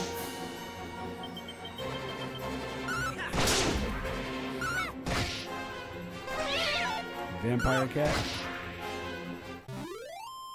Drop a chest. You know you want to. No.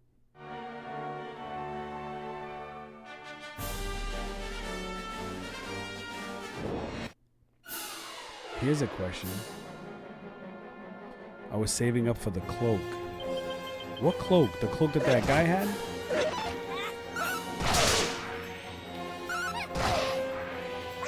I think I have enough for the cloak. Do I have enough for the cloak? If I sell the knuckle duster, do I have enough for the cloak? If I sell the knuckle dusters for $610? Cat suit. That's what it is.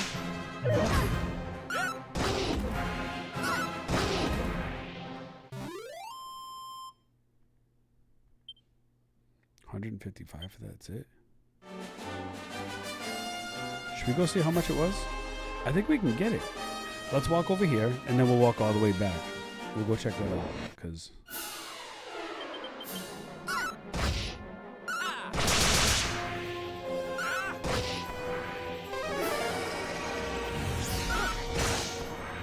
See ya.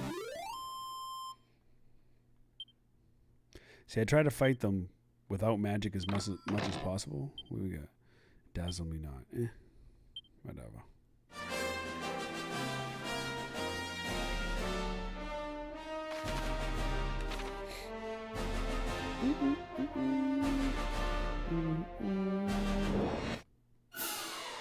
Ooh. I don't think they're gonna drop a cat suit there.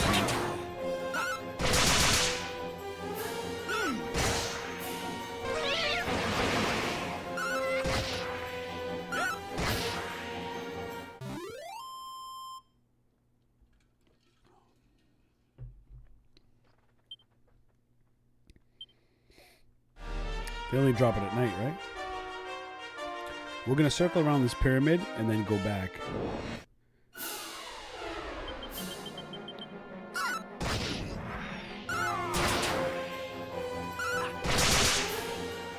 Nice hits. Nice hits.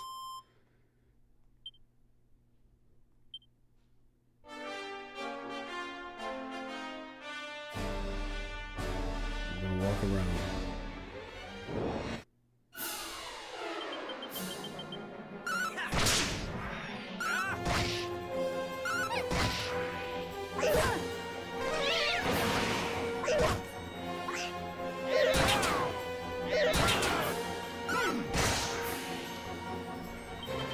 What happened to my multi?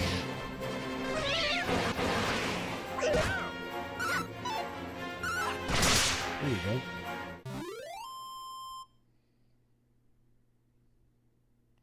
Cloak of Evasion. Alright. We're going to go back and see how much it is. How much we can get it for.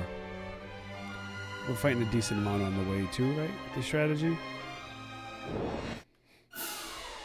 Like in Final Fantasy, I had to battle all that stuff too. But not as much as I have to do in this game.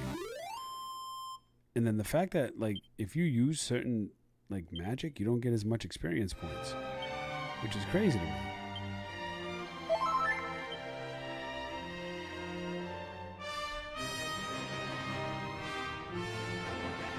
But I do like the music for Dragon Quest.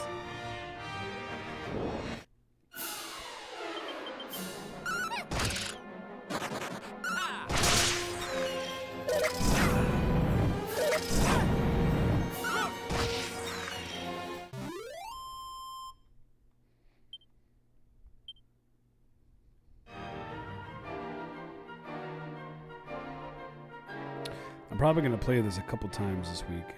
So we're definitely going to be on stream. Not sure if I'm going to do it during the day, during the night, but we're definitely going to be live a few more times this week.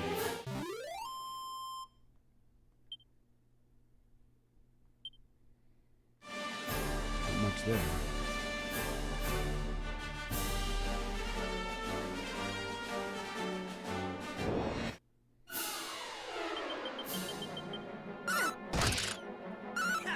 they need to drop a damn chest is right. That's for sure.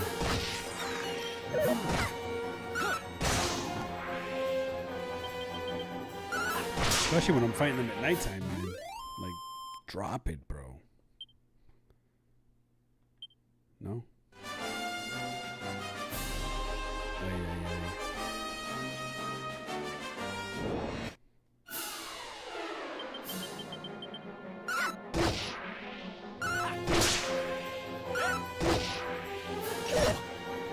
Oh, I didn't even see blinks.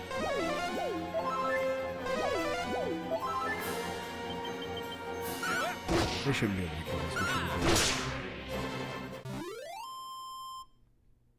Chest? Ain't having it, bro.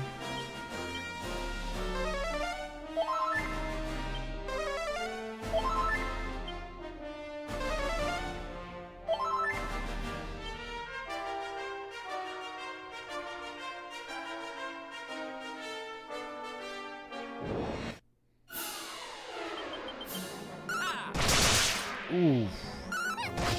See you later, man. Jeez. Oh, oh, oh. Oh, what do we have here? The suspense is killing me.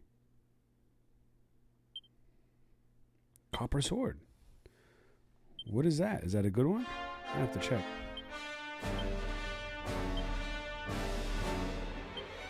Oh no, that's that shit sword.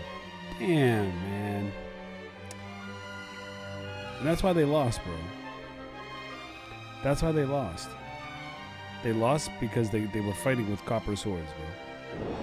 That's what it was. Let's see if these vampire cats will drop anything.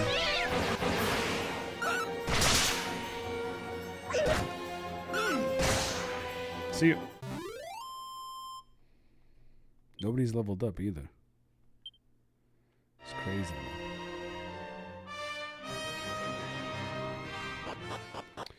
All right. Let's see. Did we already check that? Yeah, we've already checked all the pots, I believe.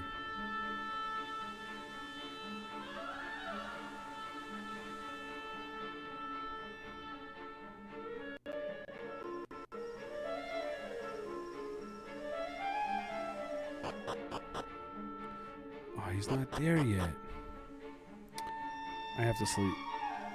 I'm just going to have to spend the money to spend the night because he's only there during the day.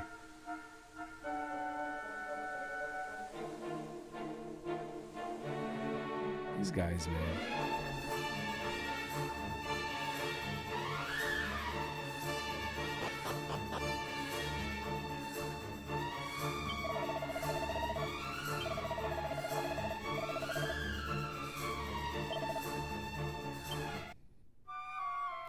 $24 just to see this gold friggin' just to see this guy not work at night, bro. Who does he think he is? Not working.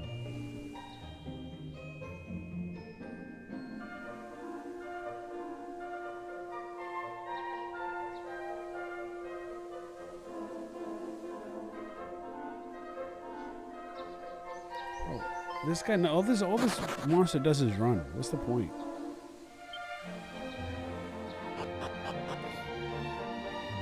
Glad you could go to work today.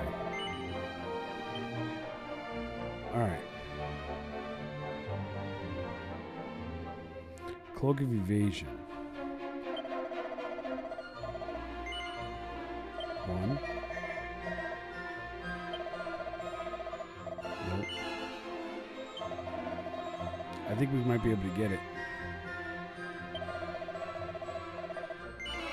Nope. Let's see. Ooh, yeah. Let's go.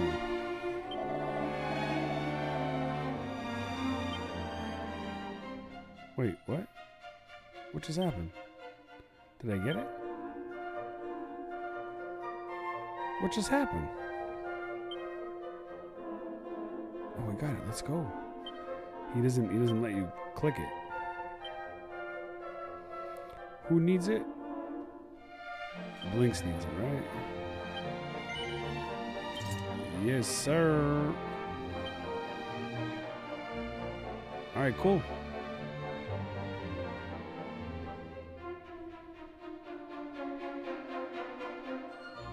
So we got the cloak of evasion.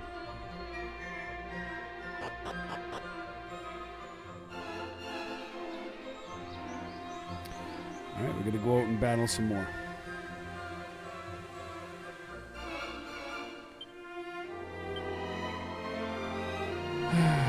$3,000, 4,800, 660. So it looks like Blinks and Vivi are gonna be the next to level up. I want to go back to that temple again, man. I mean, I should. You know what? Let me save real quick. Let me just save real quick.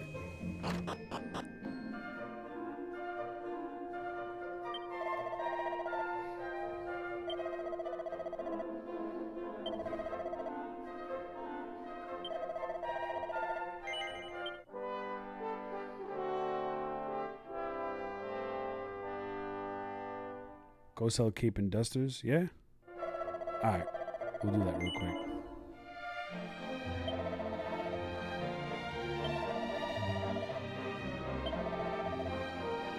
Oh, no, what are we doing, man?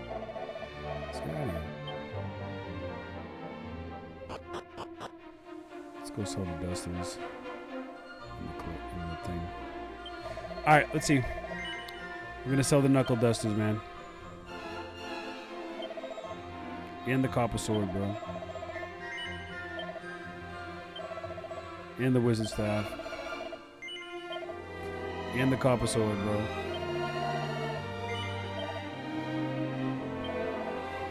Let's see. Cape. Leather cape.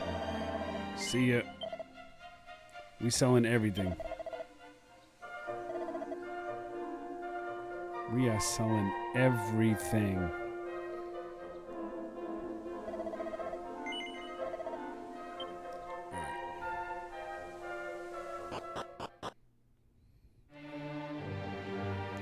Should I have just...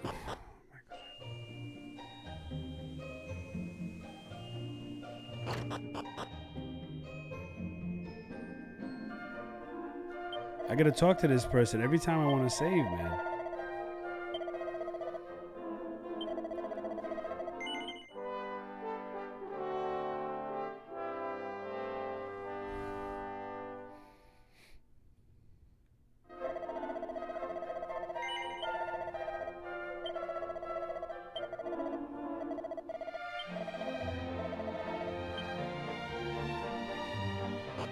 Alright, we're gonna go try this pyramid again, man. Let's go try it again.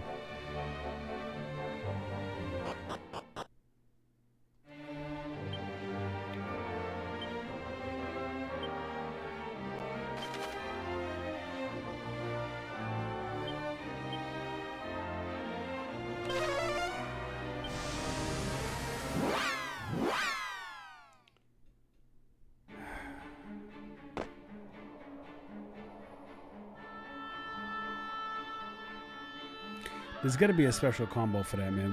When those guys are summoning those corpses, that's when I get screwed. You know what I mean? That's when the screwing happens.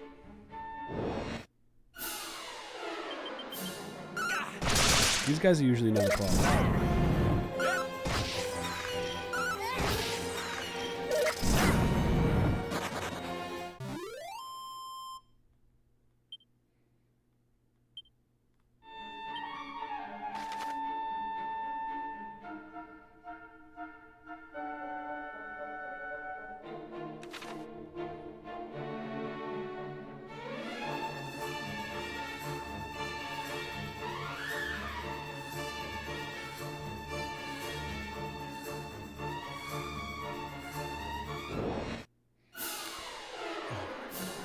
Shitting me, bro. Like, this can't be real.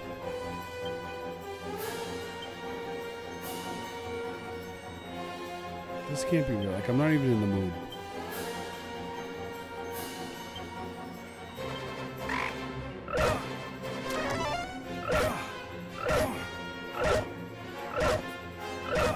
Like, I'm not just not in the fucking mood, bro. You know what I'm saying? Like, I just don't want to deal. Look, no experience points, nothing. So annoying.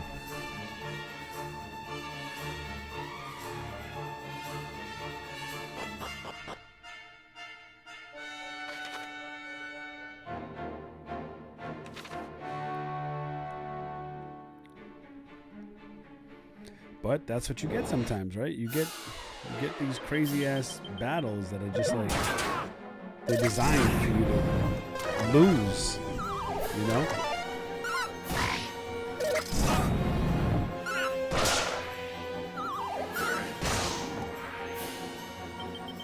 The problem with fleeing is a lot of times when you try to flee, it fails, and you end up just taking damage instead of, I feel like casting poof is a better option, because you have a better chance of making them disappear than fleeing.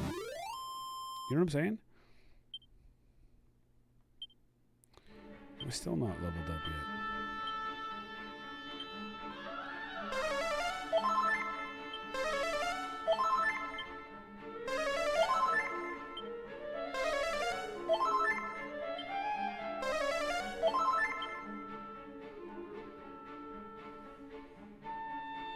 Mummies and toads first, right? Because they're strongest.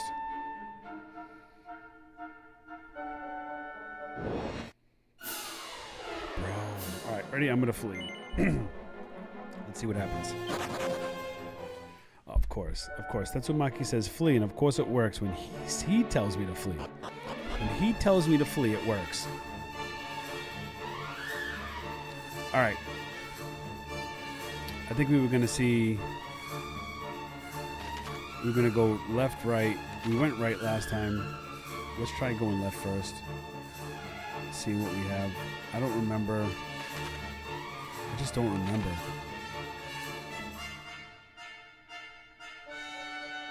I don't remember.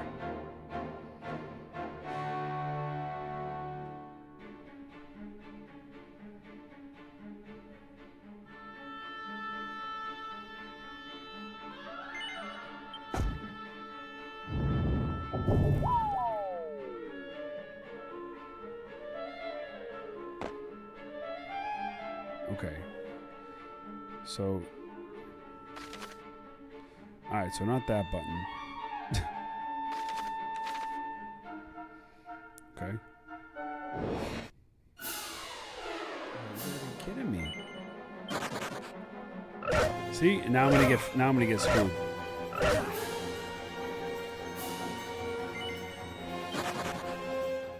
Okay.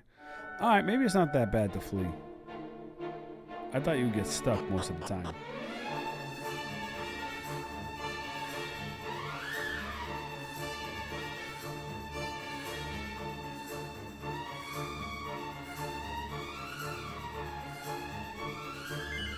Let's see.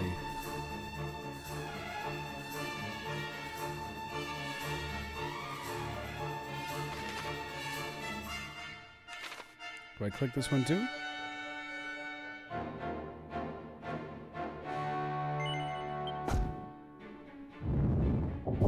Oh, shit, bro.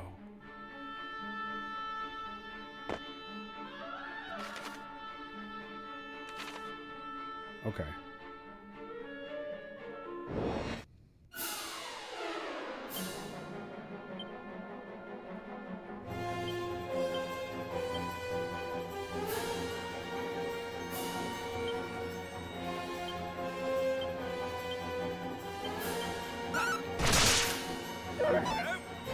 I love when you hit them and they're like head spinning.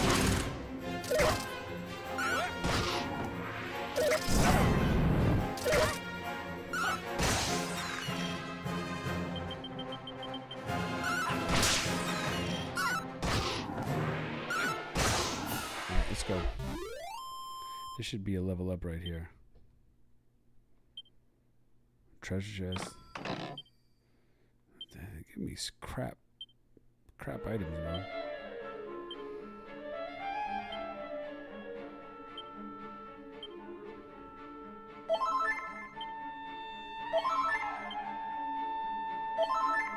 said use the herbs first, which makes sense.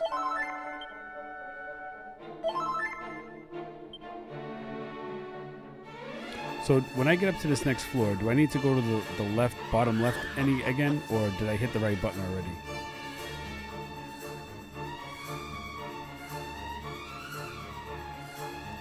That is the second button you press. Okay, so over here, bottom right. Oh, these guys. These guys aren't that tough. They're not that tough.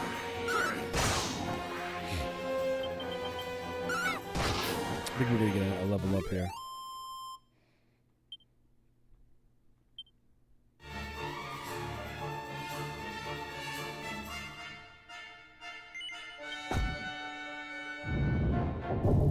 Wait, bro.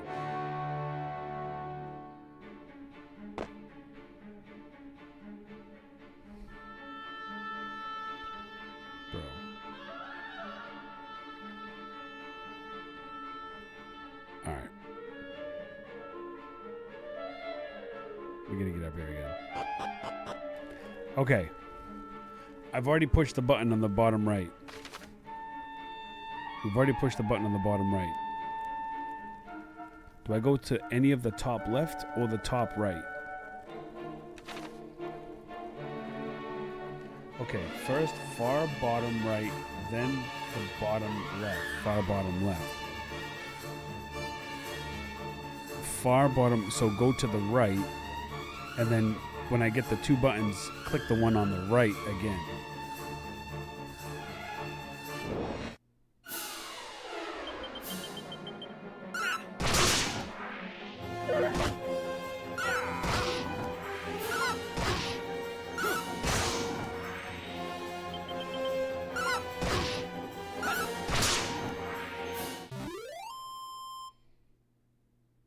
I'm gonna name each section. We got blinks up to level 19. And decent level up. That's okay. Crackle and safe. What's safe passage? Oh, what's safe passage? Let's see. Hold on.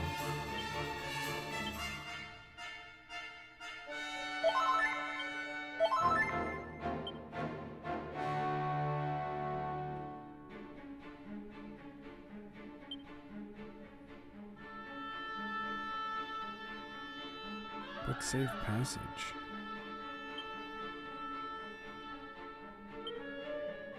Allows the party to float unharmed over hazardous surfaces. Interesting. Okay.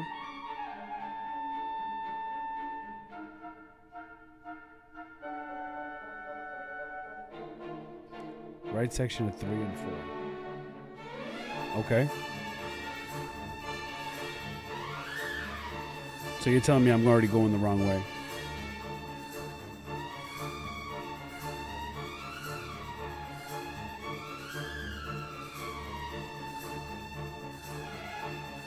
Is that what you're telling me? Bottom area, the button 1 and 2 on the left side. Right section 3 and 4. So is that the order? Button 4 first, then button 1. Okay, that's what I was thinking you were saying. Boom.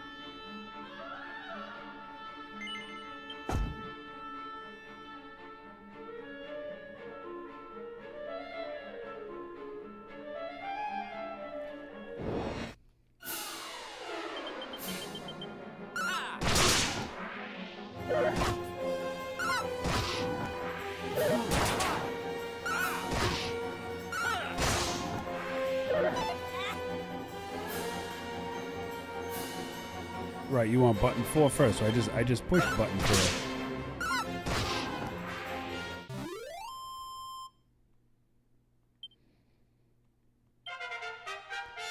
VV's at level 20. That's a decent level up right there. We like that.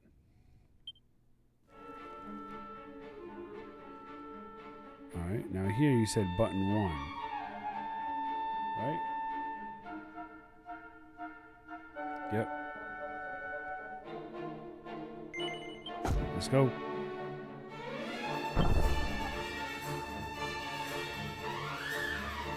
Okay. So now.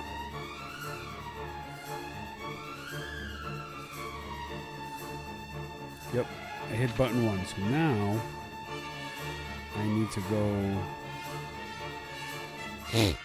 to the left, maybe?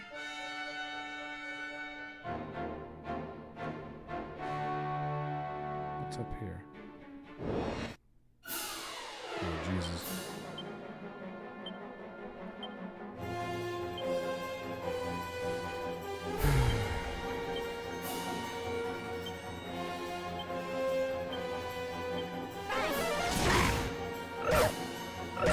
Now the door opens. So do I even need to go to the top left or the top right? Or can I just go in the middle?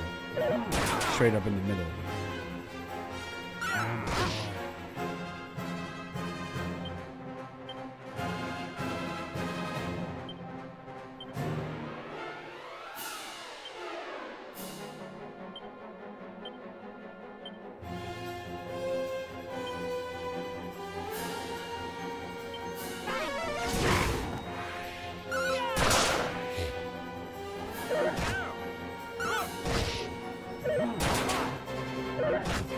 Bro.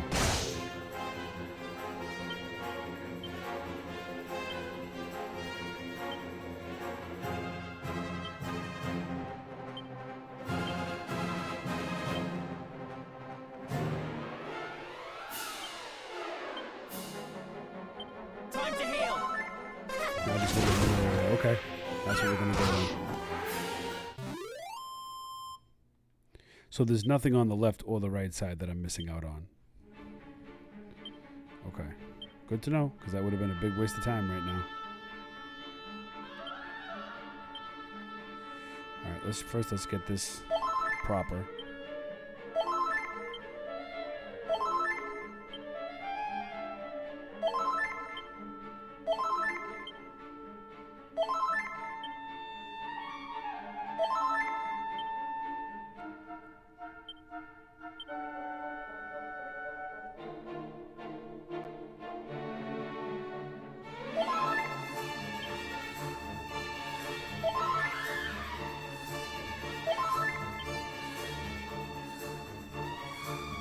Just in case. Alright, let's go to the middle.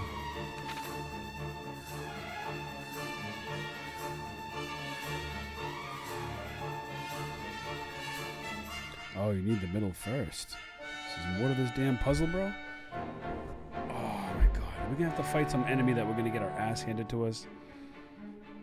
This enemy doesn't look like he wants visitors. How did you find your way here? Don't tell me you're lost. It hardly matters. Oh, man. Here we go. I'm feeling kind today, so I won't make you suffer much. Okay. Let's see how we're gonna do this.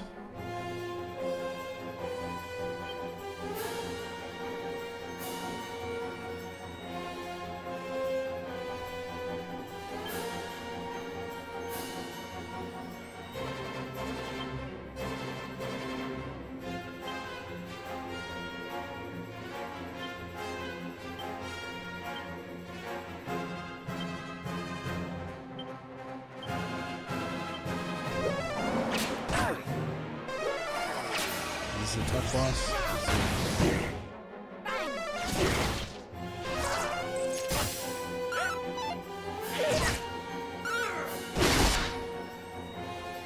That was a good hit, bro.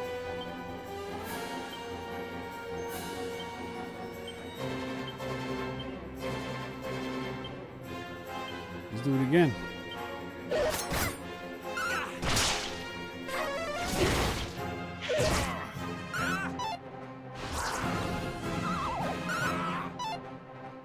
Oh shit.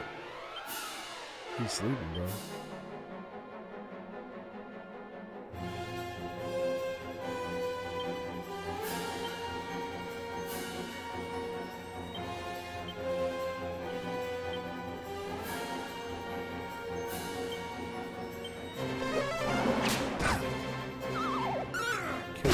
first? Okay.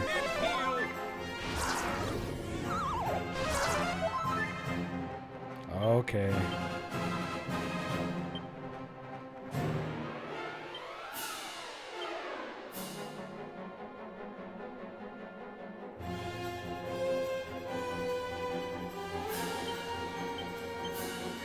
Let's kill him first. Oh shit.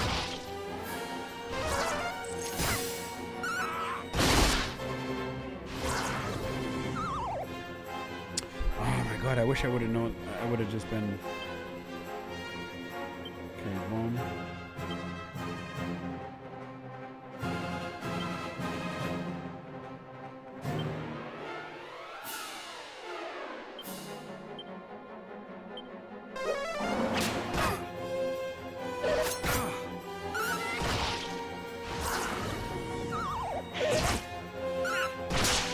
Time to heal.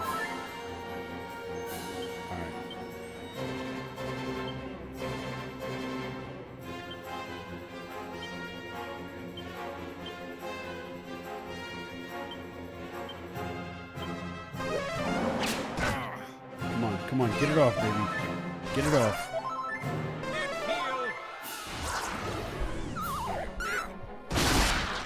Alright, one down.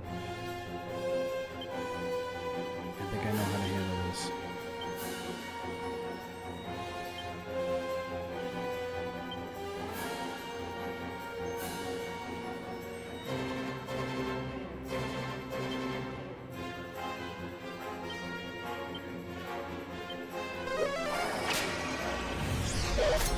I should have healed BB.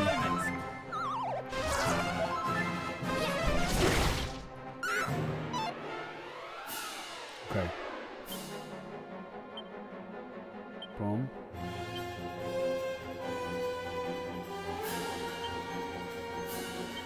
Oh, dude's sleeping, bro?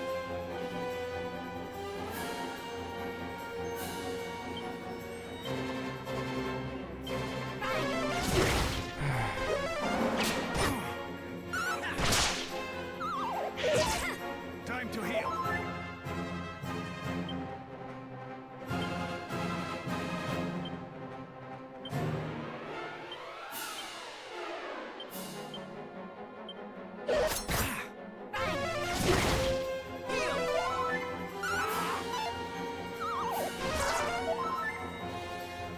You gotta be shitting me, bro.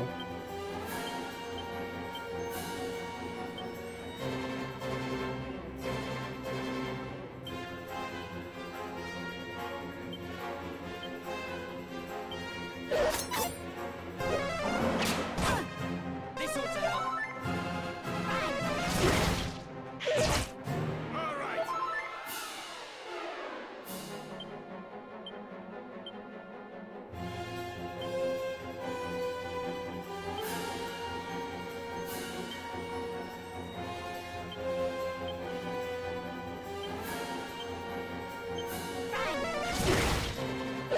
Let's see what we got here. Oh man, let's go. This ought to help. F that guy, bro. F that guy. All right, let's do this right now.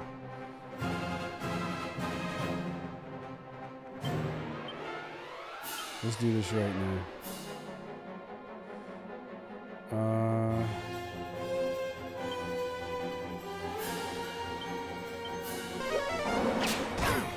Just a moment. Time to heal.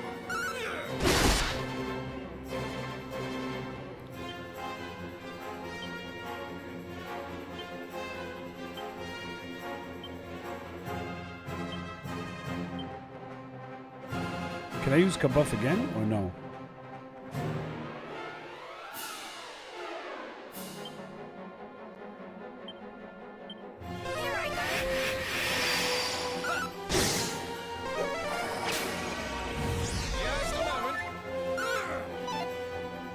We're in good shape now. We're in a lot better shape than before.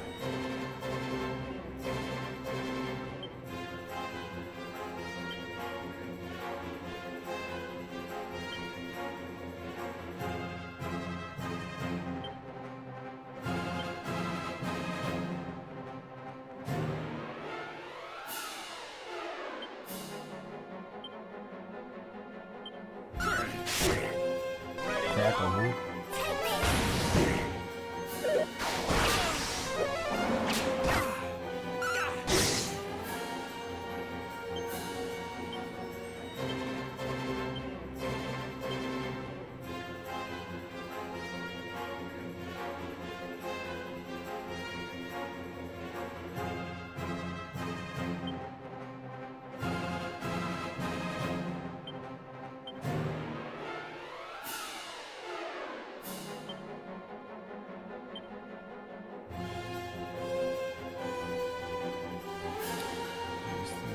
Deflects enemy attacks onto enemy or ally.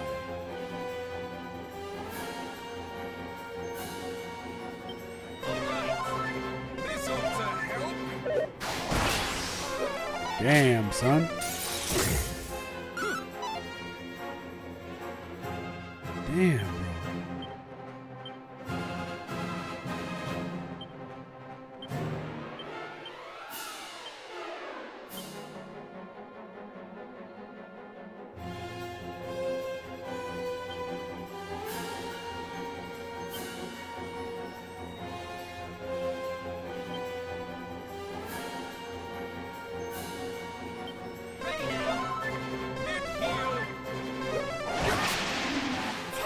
Yeah, I should have did the lightning strike again.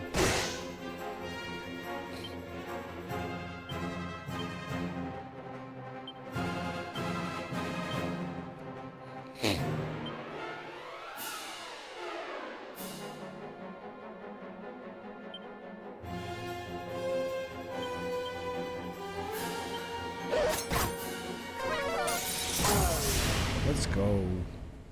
Let's go. Man, I wasn't worried for a second. I was not worried for a second. I thought we were already at level 19. Mid-heal, finally. Gabby reaches level 20. Swoosh and Blasto. Okay. Seems I misjudged you. Let's go, baby. I mustn't let down the Archfiend. This key cannot fall into your hands. Listen, don't celebrate just yet. My life may be spent, but the boss troll will make short work of you. See ya. See ya. Alright, first things first, bro.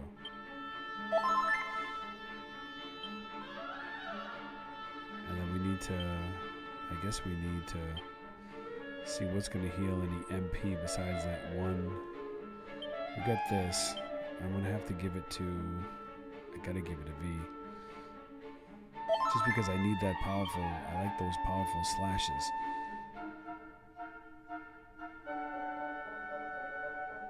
Prayer Rain.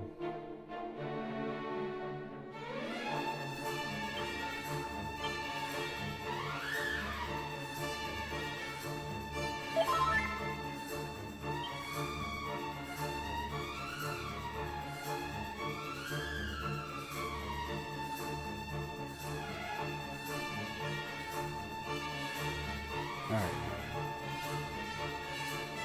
Do I have to do the spell for this, or is this assumed that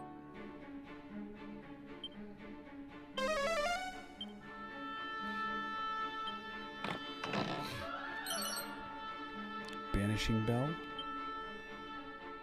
What is that? Are these all safe to, I don't know if they're safe to.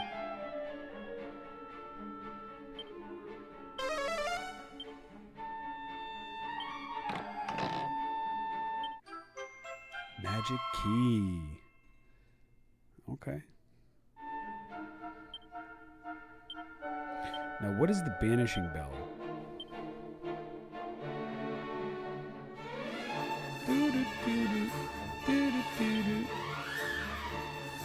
It's for luck.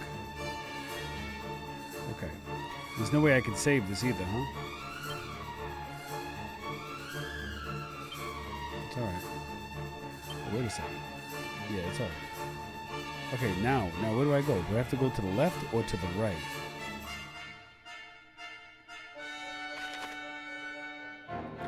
That is the question. I think we have to go to the left.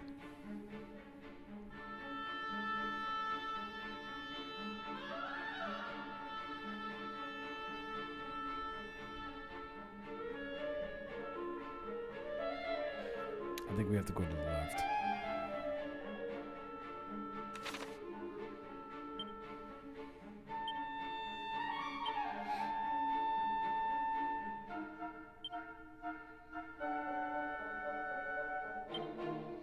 It's gonna bring me down though.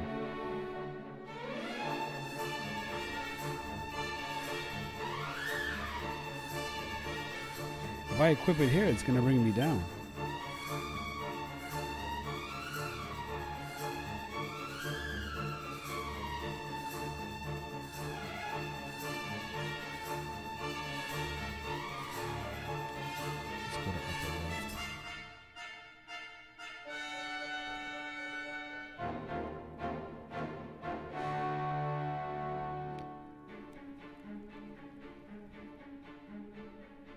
Whoa, is that a little kid?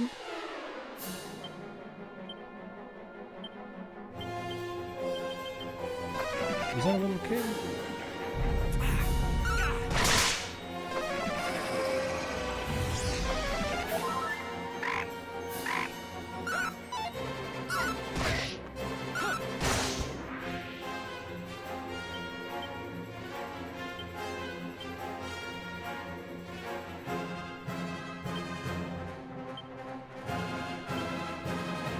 I ain't taking no chances.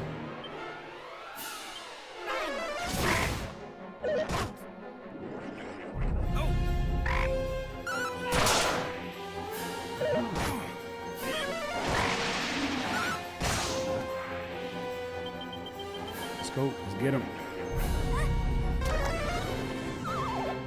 Dude, they can reduce my MP? That's crazy.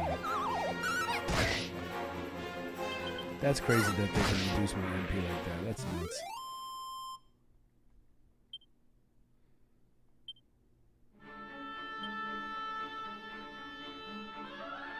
Let's talk to this person.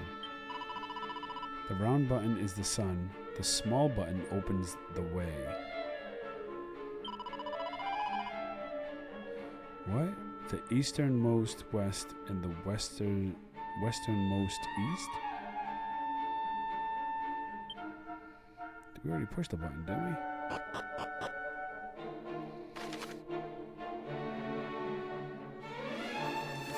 What kind of bullshit is this? What kind of bullshit ass pyramid is this, bro? It is Imp Monster. So are you saying I shouldn't be here and I should be in the other one? I should be on that top right. I shouldn't even be on this floor. Is that what you're saying?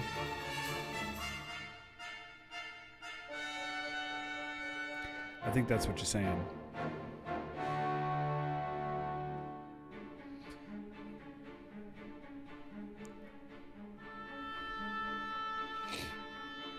I think what you're saying is I shouldn't be here.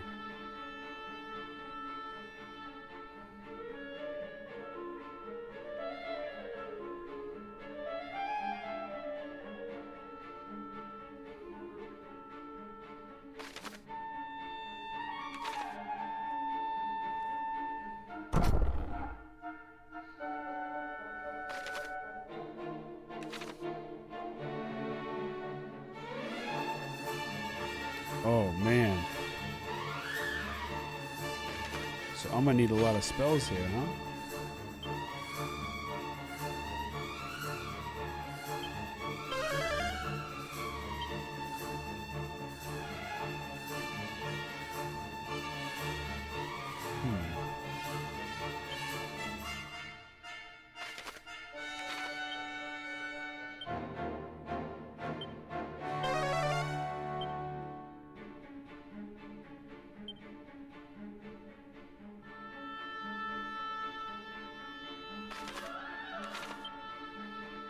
I have to do this with everyone, don't I?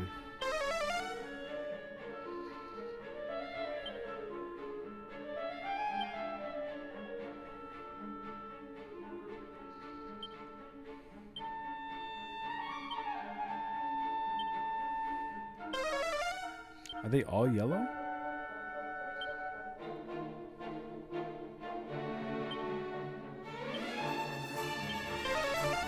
They're all yellow.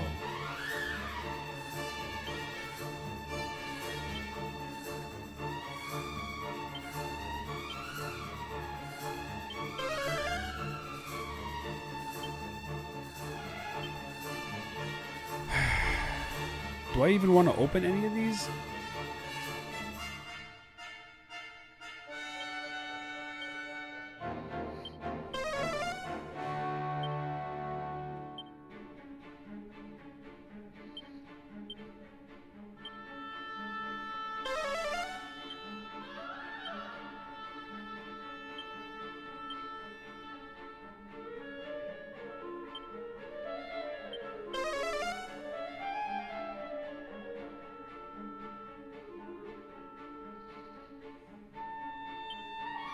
They're all yellow, though.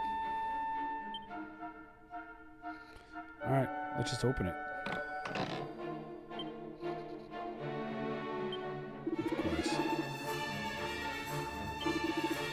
Of course, the one treasure chest.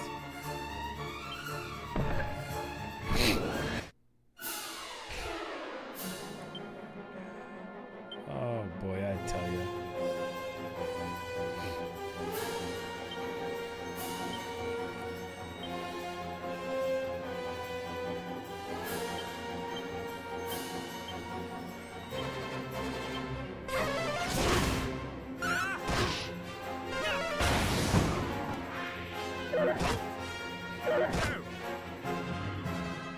I'm just gonna open them all, honestly.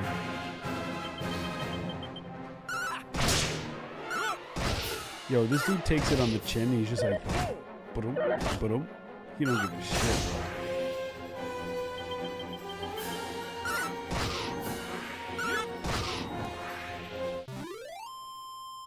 Well, the least they could do is maybe drop a chest for me.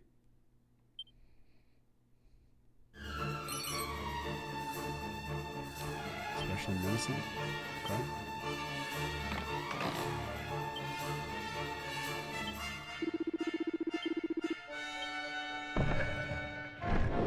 So we're just gonna have to fight all these. Fuck, dude. You gotta be shitting me.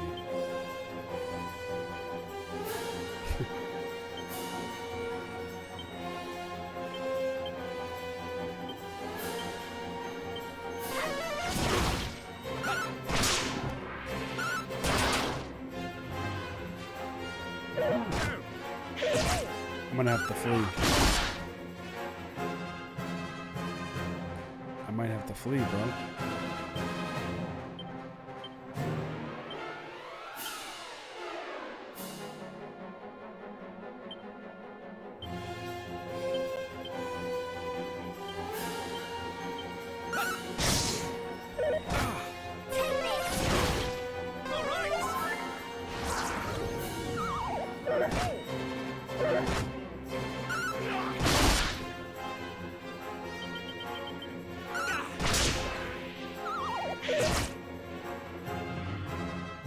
Yo, this is crazy, bro.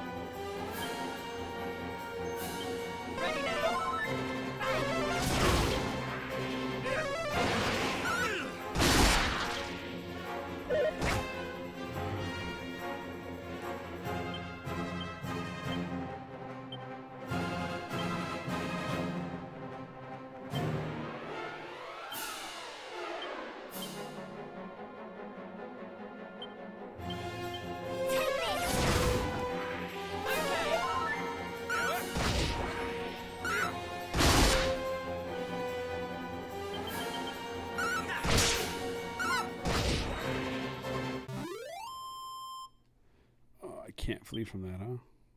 Even if I wanted to. Blink's at level 20.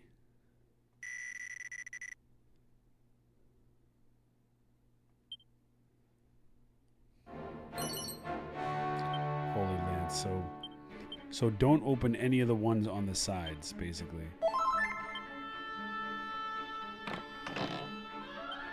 Or should I open the ones on the sides as well?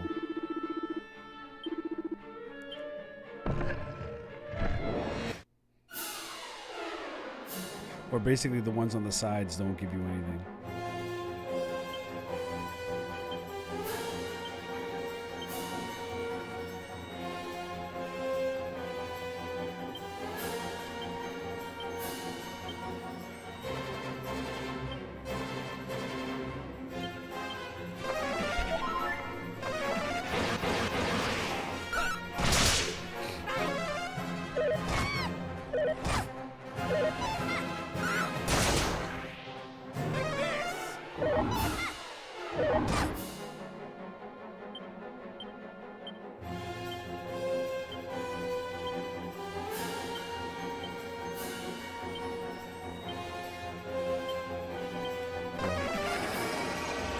I might have to get out of here.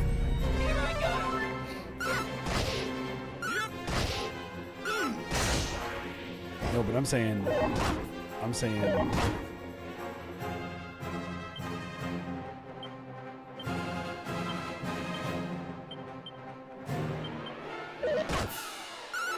I know there'll all be fights, but I think the ones on the side, they just won't give me anything. At least these ones on the bottom, they give me items.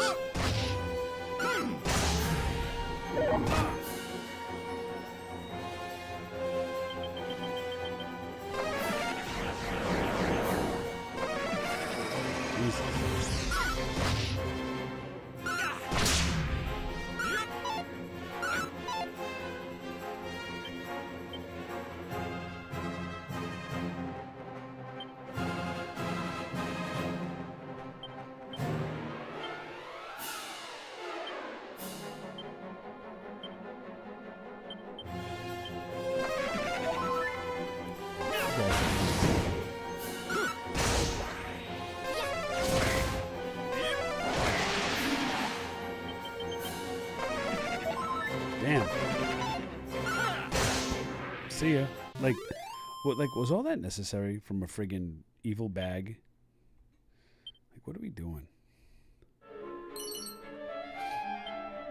Now, listen. They're all good items, so even on the sides, I should open them. Basically. So we're just gonna open every chest. We're just gonna have to open every chest and just deal with it.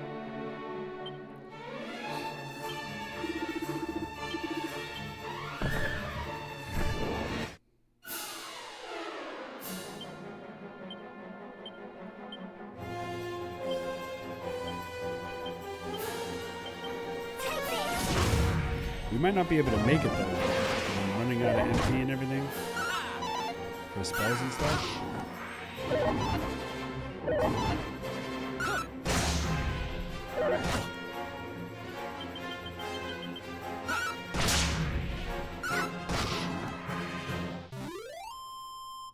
That was a good fight. That was an easy fight.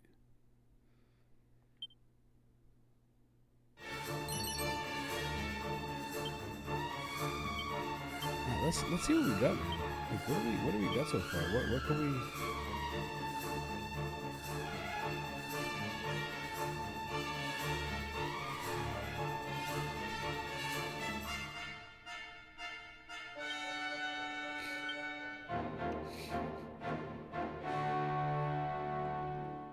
Magical skirt and holy lance.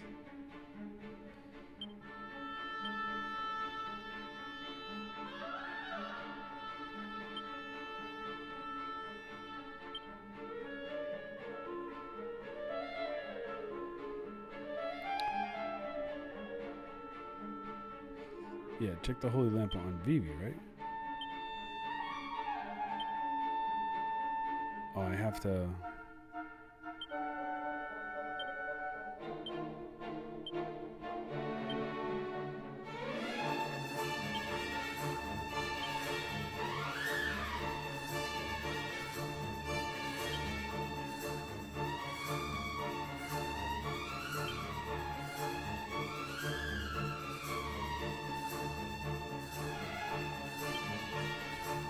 Cannot equip.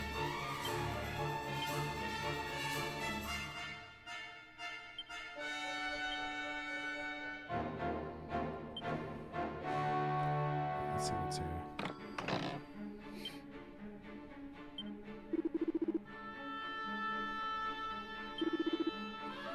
Maybe you can't equip the Holy Lands, which is weird. I hate these effing guys, man.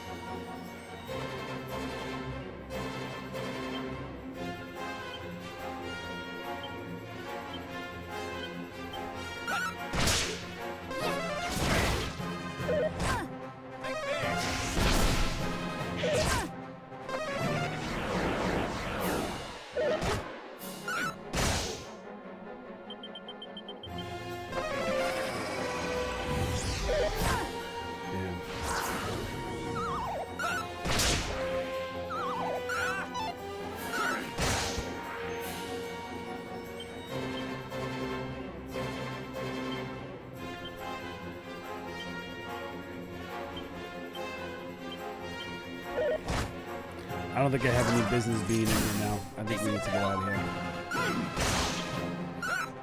What do you think? I think we need to get out of here.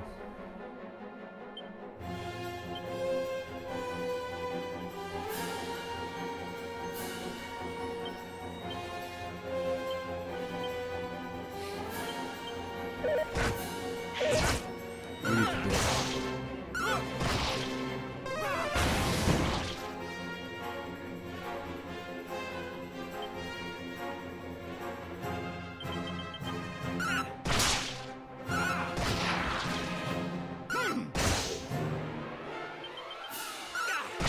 I think we need to get out of here until next time.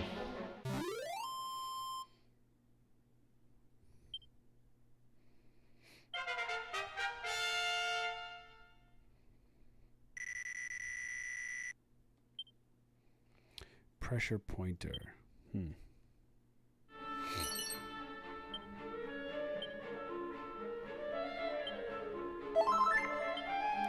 Should I keep going?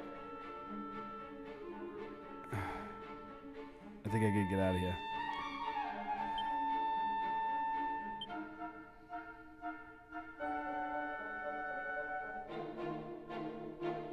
Do I?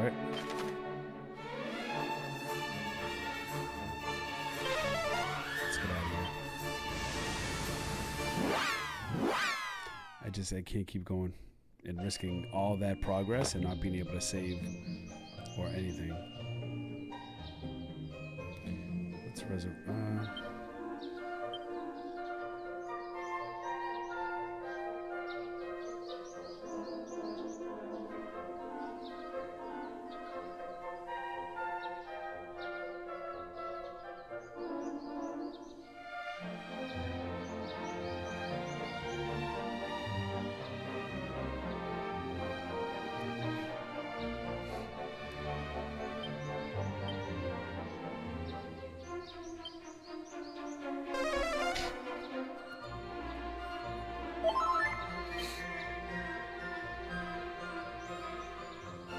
Let's go put our people up to health, and then the support spells. Yeah, you know what? I just feel like I don't want to waste my turn. And like, I don't know. Like I feel like I always want to be like attack.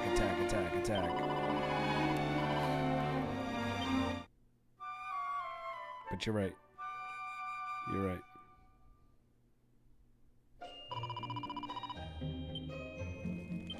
Look at that, nice and fresh.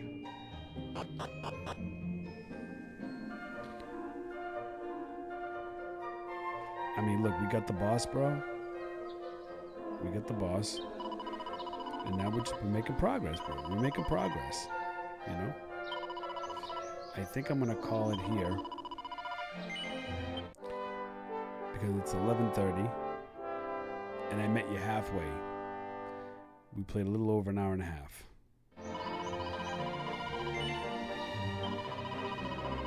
Whew, man. All right, gang. We out of here. I'll probably be on tomorrow. I'll see you guys tomorrow. Tetsumaki, appreciate you showing up, bro. Much love. My mouse is not working. There we go. Appreciate y'all. Have a good week. Catch y'all later.